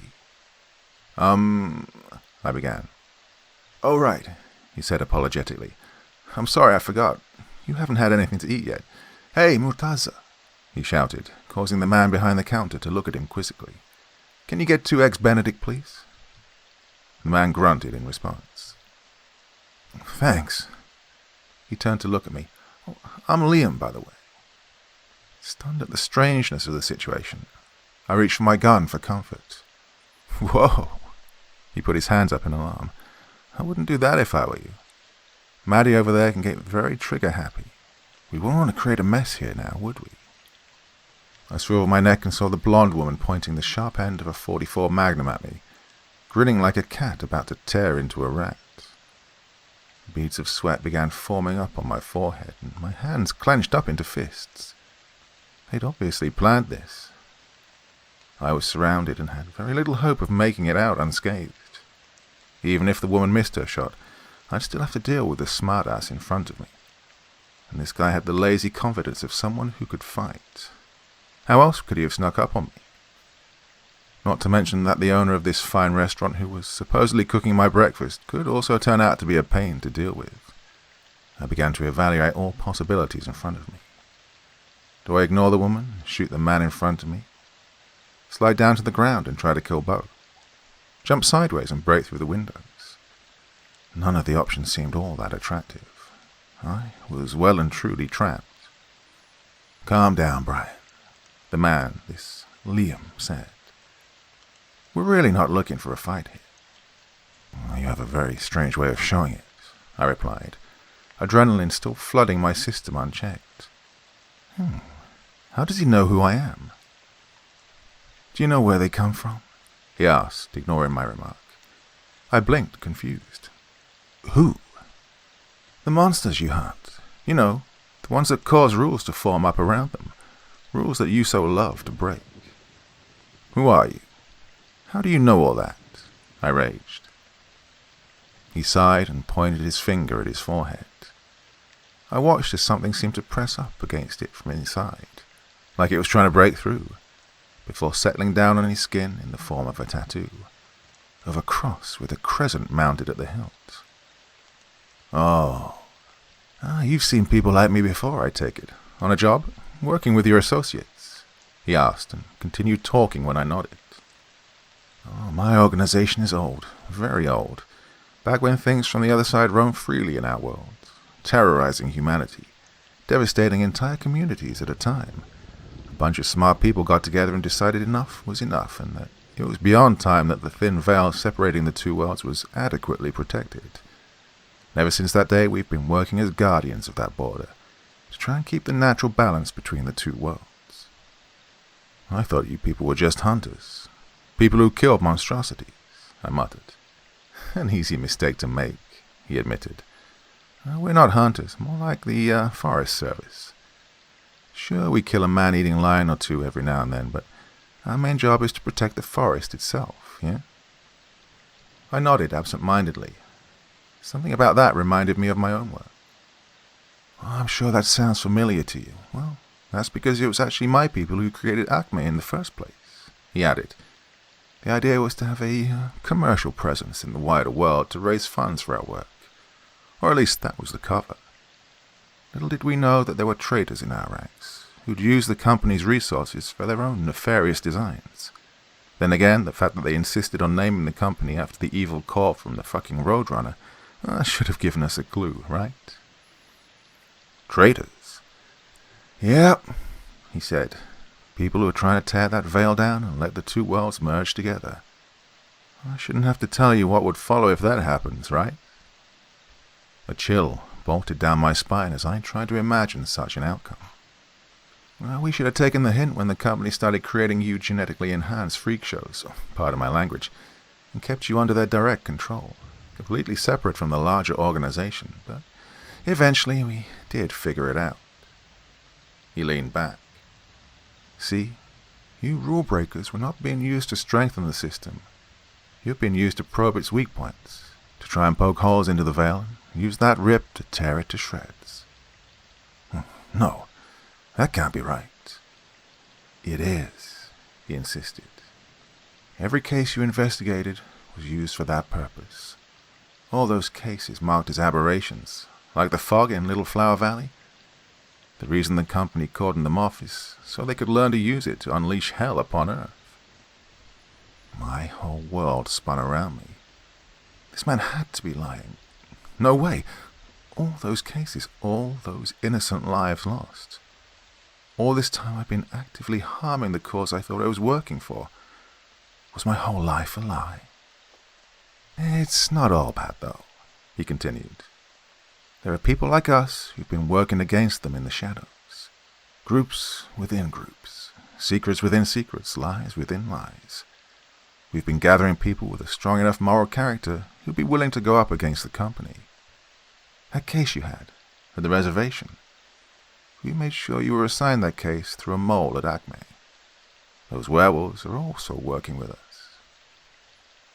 "Look, I know this is all a lot to take in, Brian, but we're on a bit of a time limit here," Liam said, a layer of urgency just beneath his relaxed voice. "This next case, this Plain Town, we believe they've come real freaking close to succeeding in their little endeavor. Now, Maddie's got all the evidence of my claims that you can peruse at your own leisure, but you really do need to tell us whether you're ready or not." "Ready? For what?" I asked dumbly, my mind still trying to put the shattered and corrupted pieces of my memories back together. "Ready to go up against Acme." He leaned forward. "Brian, would you be willing to break the cardinal rule? The only one you promised never to break?"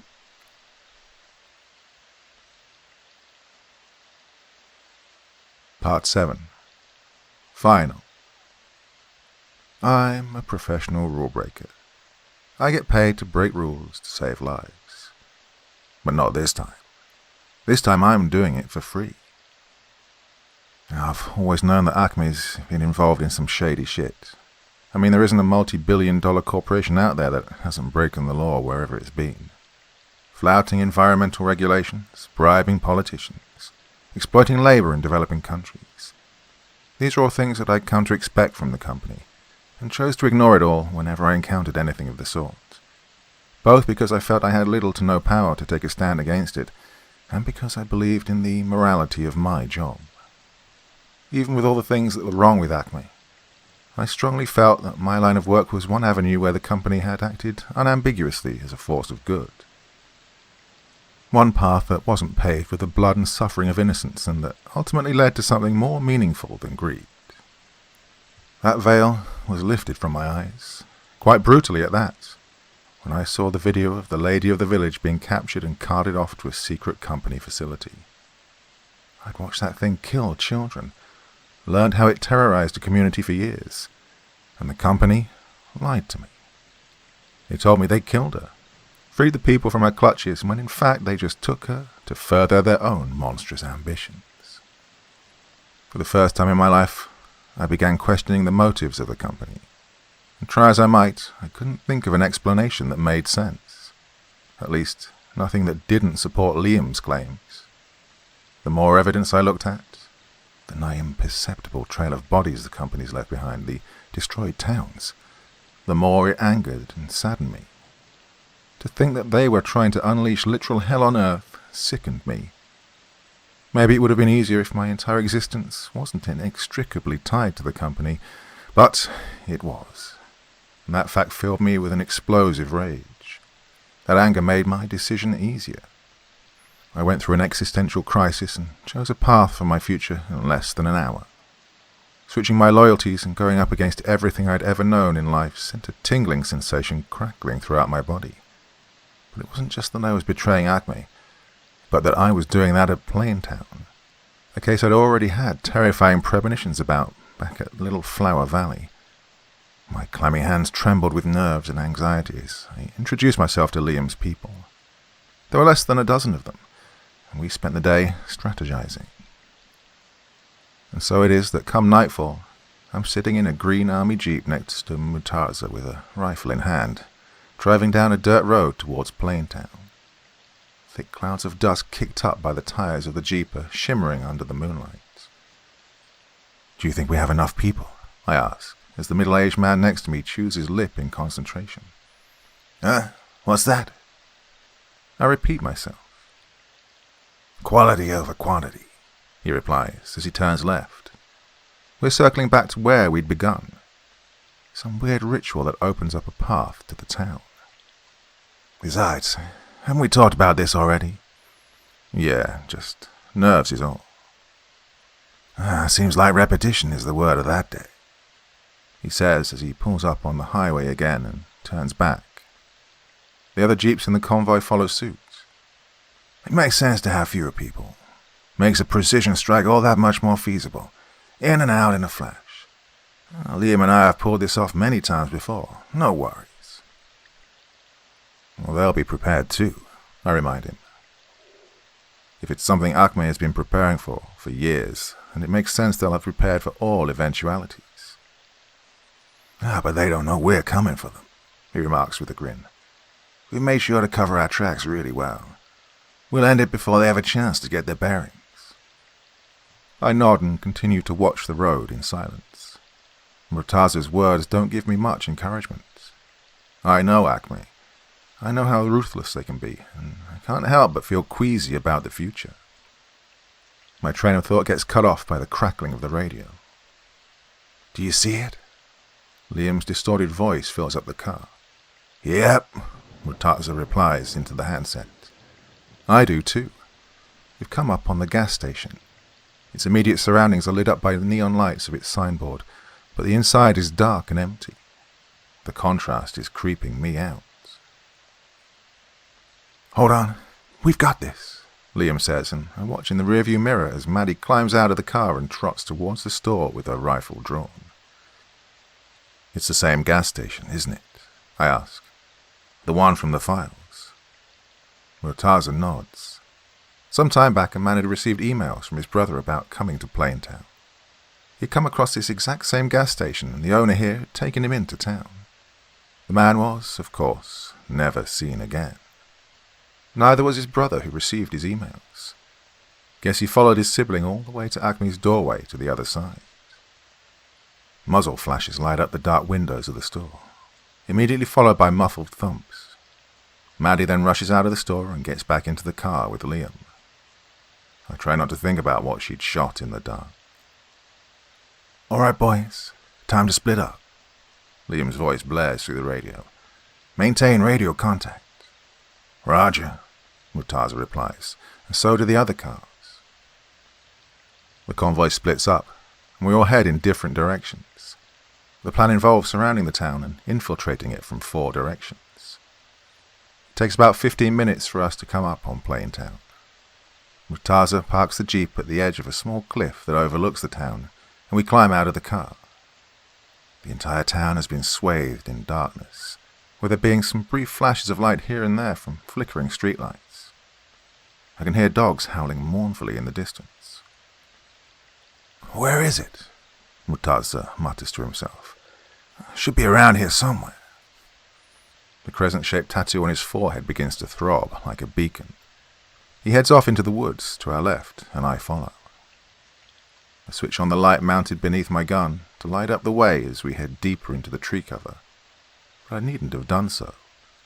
The way ahead is illuminated by a bright greenish light coming from the ground. "Ha! Found you!" Murtaza claims and marches towards the light. We find the source of the illumination in the middle of a small clearing in the woods. A circle has been carved into the rocky surface with an axe or something, and the shape is circumscribing odd symbols. Trying to understand what these symbols are is quite disorienting, and not just because of the bright green flames shooting up and out of the grooves on the ground, rising about 3 feet in height. I shake my head to fight off the dizziness. Murtaza takes out his radio. "Found ours. What about you guys?" The others begin to respond one by one, affirming that they too had found their own flaming circles. So we were right," Murtaza says with a sigh. 4 points surrounding the town. There must be one in the town itself, probably somewhere in the center. And, we have to get that one to stop it, I ask. He nods and scratches his balding head. It's like taking out the drain plug of a bathtub to empty it. Can only be done from the center, which is probably the town hall. These points here are just the anchors, not where the veil is going to be torn open. Even after experiencing all sorts of strange shit in my life, there are still things out there that I have absolutely no clue about.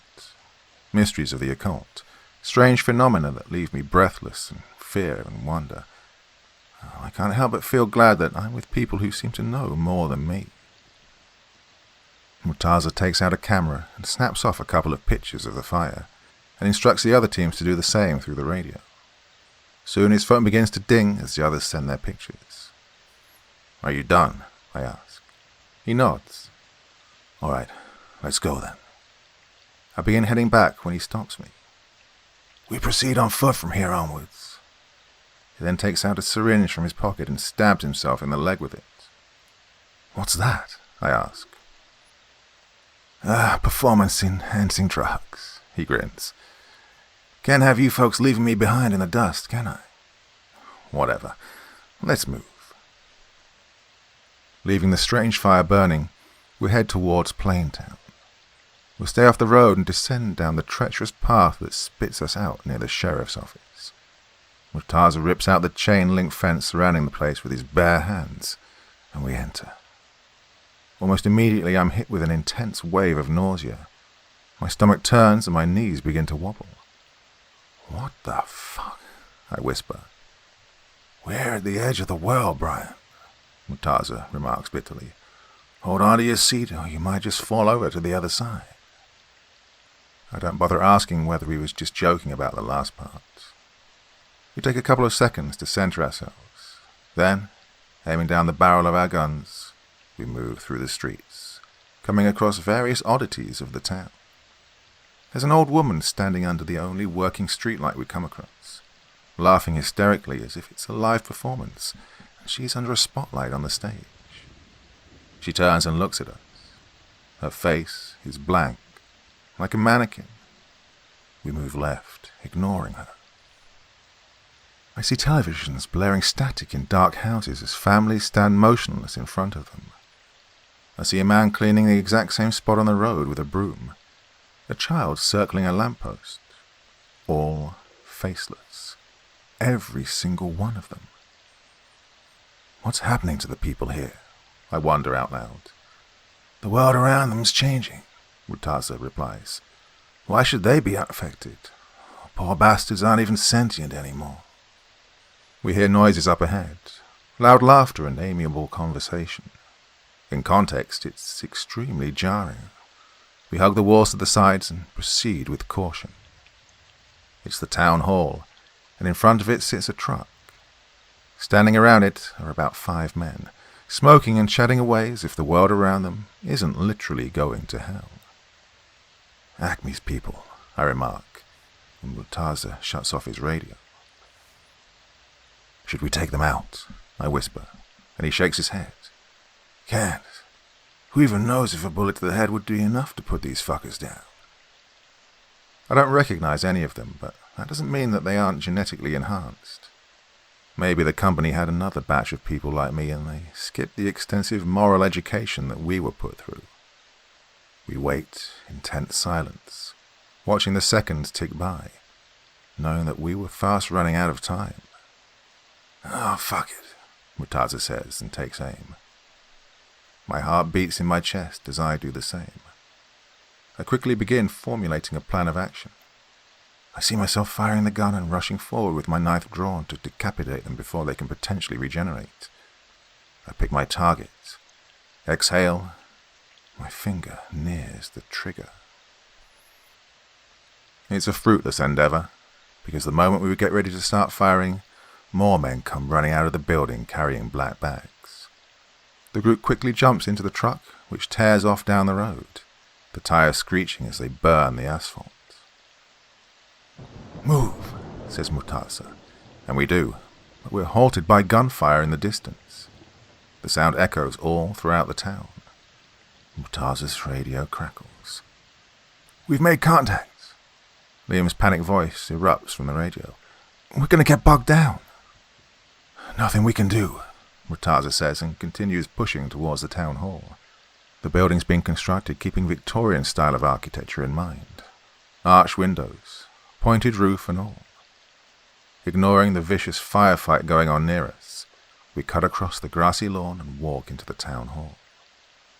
We see the fire just past the lobby, in the center of the hall, its fiery greenishness overwhelming in its brightness. Wooden desks and chairs that were placed in the hall lie in the corners, their broken pieces stacked on top of each other to clear space for the hellish flames. "All right," Murtaza says, his movements turning frantic. All right. He dashes towards the reception counter at the lobby and pulls out a register. All right. He takes the register and runs towards the fire. I follow. All right. His voice echoes in the bizarrely empty town hall. He snaps a picture of the symbols in the fire. All right. All right what? I ask, frustrated. He blinks as if he's been woken from a very deep and realistic dream. Brian, he says. Brian, I need you to lock this building down. Don't let anyone enter it. Got it? Understood. What are you going to do? I need some time to figure this out. Need to see how to break the flow, to redirect it. He goes down on his knees and begins drawing the symbols on the register. His hands fly on the page in a manic frenzy. I leave him to his own devices and start scoping out the building. I look at every door, every window that can be used as an entry point, and think how I can block them off. Dragging the broken pieces of furniture from the hall, I begin stacking them up against all the doors and windows. All through this, Liam and the others are locked in a separate life and death battle just a couple of blocks away. My muscles are aching. I'm dragging one of the last pieces of furniture to the back door, when Murtaza's radio barks. They're retreating, Liam screams. They're hauling ass. Not surprising, Murtaza replies. Nothing they can do here anymore. I look at him and notice the flames have gotten stronger and higher, brushing against the ceiling, splashing it with their dazzling greenish brilliance. The sound of gunfire dies down. The only things I can hear now are the crackling of the flames, the sound of my breathing, and the scratching of Murtaza's pen on paper. It can be, he mumbles. It's impossible. It's frickin' impossible. What? I shout. Do you know how to stop it? He shakes his head. It's too late. It's too frickin' late. It's the radio again. This time it's Maddie. Holy shit. Are you guys seeing this? What are you talking? Liam begins to say. Oh my God. I bolt towards the front door, using the tiny gaps between mangled chairs shoved on top of each other. I peek outside, and my heart begins to sink in my chest. As far as my eyes can see, I notice doors of the houses in the town swinging open, and the residents come stumbling out, rage etched clear upon their faceless faces. They're coming for you, Liam screams. Murtaza, Brian, they're coming for you. Oh, fuck, I whisper, and run back towards Murtaza to grab his gun and ammunition. He's hunched over his notes and diagrams, and I can sense utter dread emanating from him. Someone must have noticed, he says, more to himself than to me. Something on the other side must have noticed that the veil is about to be torn to shreds. You think they're controlling the townspeople? I ask, instinctively already knowing the answer. He nods absent-mindedly. Hey, I snap. He looks up at me. Don't quit now. It's not over yet, okay? It's not freaking over yet. Right, he answers, his eyes brightening with resolve. Not over yet. He attacks his notes and diagrams with renewed vigor, and I rush back towards the front door after taking his radio. They're everywhere, Liam roars. They're surrounding you, Brian. We'll help the best we can from the outside, but you're going to have to fight your heart out. I peer outside, and sure enough, they're coming towards the town hall. Men, women, children, naked, clothed, their limbs contorting weirdly as they run. Screaming, faceless, yet somehow snarling. A sharp crack whips through the air, and the head of the one closest to me explodes. He stumbles and falls. Then more of them begin to collapse as Liam and the others open fire on them. Still, they continue to press on. I rest the gun on the shattered arm of a chair and squeeze the trigger, spraying the faceless residents right outside with bullets. And yet they still continue to come, slamming into the stacked furniture and climbing on top of each other like maggots. My ears begin to ring with the echoing gunshots and the guttural screams of the faceless. I have to step back as the doorway begins to get overwhelmed. Some of them pop their heads out over and above the stacked furniture, and I promptly shoot them back. The doorway is a ghastly sight of blood, bones, and splintered wood, but we begin to push them back, bit by bit. Murtaza's radio dashes any sense of relief that starts to creep up on me. They're back, Maddie yells. They're massing at the back. I bolt to the back door, running past Murtaza, who's still fixated on the insolvable puzzle before him, as the fire continues to burn in front. And so it is. For what seems like hours, I run around the town hall, going from one point to the other, emptying the gun. The entrances are always on the verge of collapse. One arm snaking in through the bathroom window, one creature slipping in through a blind spot, but working together, we're able to stop them, just barely. My nerves are fraying. Exhaustion has set in and I'm ready to collapse. And that's when Murtaza shouts in ecstasy. I did it! I know how to stop it! He asks for the radio and I toss it to him. Liam, he exclaims, I know how to end this. How? We can't stop the veil from collapsing, but we can just knit it around the town. What does that mean? He waves his hands around, trying to think of a proper explanation. So, the veil will stay intact, but it'll wrap over and around Plaintown. That is to say, the whole town will get slammed into the other side. But the world will be safe. Just need to redirect the flow a little. Could that really work? Liam asks. Yeah, theoretically, yeah. Theoretically? I'm pretty freaking sure it will. All right then, do it. Then we'll pull out. There's a, problem, Murtaza adds. I'll have to stay here and make sure it gets done. What? Liam thunders. No, you can't do that. There's no way you're... Murtaza cuts him off. It's the only way. I have to do this. Don't argue with me on this. Murtaza. Liam, it's my choice. I'm staying. Time's running out. Don't act like a brat. Then, I'm staying. No, you're not. Get everyone out of here. Go and lead the fight against Acme. Please, don't. I can hear Liam's voice begin to crack. He's about to cry. Liam, thank you for everything. You were the little brother I never had." He shuts off the radio before Liam can reply. He turns to me. "All right, Brian, I'm going to step into the flames now. You need to make a break for it. Go out and link up with the others and get the hell out of here." "You're going to do what?" He doesn't reply, just takes a deep breath and walks into the fire, and screams in utter agony as if his very soul is burning. The faceless break through the back door, having finally gathered up the numbers to do so. I take my pistol out and escape through the front door, kicking and shooting and stabbing my way out. Dark clouds roll in and the sky turns a deep shade of green as the flames burst through the roof and shoot up into the heavens.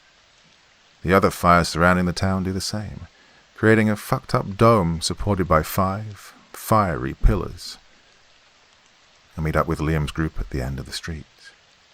He's been crying, his cheeks caked with mud and tears, but he's in control of his emotions now and begins to lead us out of the town. The townspeople begin to collapse one by one, the strain finally getting to them. Mountains of corpses surround the town hall. We aren't unaffected either. I can feel it in my chest, as if my heart is being crushed between 2 enormous weights. My skin is tingling, my arms are trembling, and my eyes begin to bleed. But we make it out, stealing cars and driving as fast as possible, even as reality itself begins to bend. I look in the rearview mirror and see the houses stretch upwards, like they're made of rubber gum, becoming 3 times their size, but as thin as paper. The air begins to shimmer, and I have to look away, else the sight would drive me mad. A tremendous earthquake rattles the ground. Then a bright ball of light emerges from the town hall and begins to grow, consuming everything until the light is all that remains. We drive past the flaming pillar, and the ever-expanding dome of light stops right at the edge, and then disappears with a flash. Everything is gone. All that's left behind is a town-shaped crater, about 100 meters deep. We stumble out of the car, coughing and throwing up. Our brush with the other side has really messed up our systems. The sky's cleared up, getting splashed with the comforting rays of moonlight as a cool breeze caresses my skin. Liam's radio lights up. It's Maddie. "Everybody make it out okay?" she asks. "Yeah," Liam replies as his chest gets racked with heavy coughs. "Thank fuck it's over." "Oh, but it isn't," Liam says, gritting his teeth in barely contained rage. "It isn't over by a long shot, not at all. They're gonna pay. Every single frickin' one of them. I'm gonna burn Acme to the ground." I glance at him, then at the massive crater in front of us, and can't help but agree with him.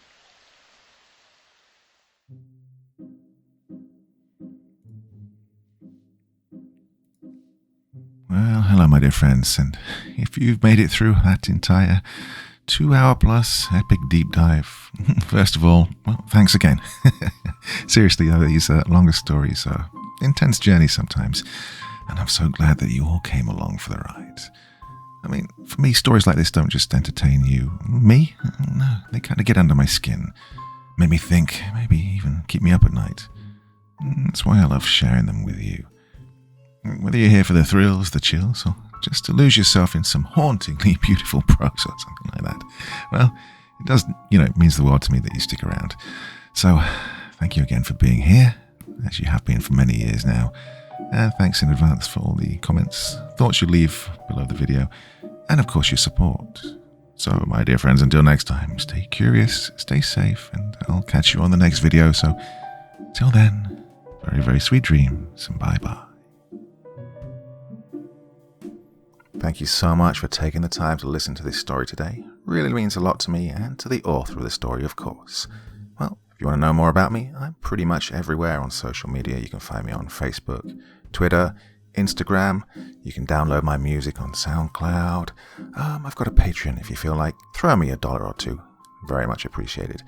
And of course, on Reddit, I have a place where you can leave stories if you want me to read one that you've written. Well, hoping to see you all again very soon. Till then, sweet dreams. Bye-bye.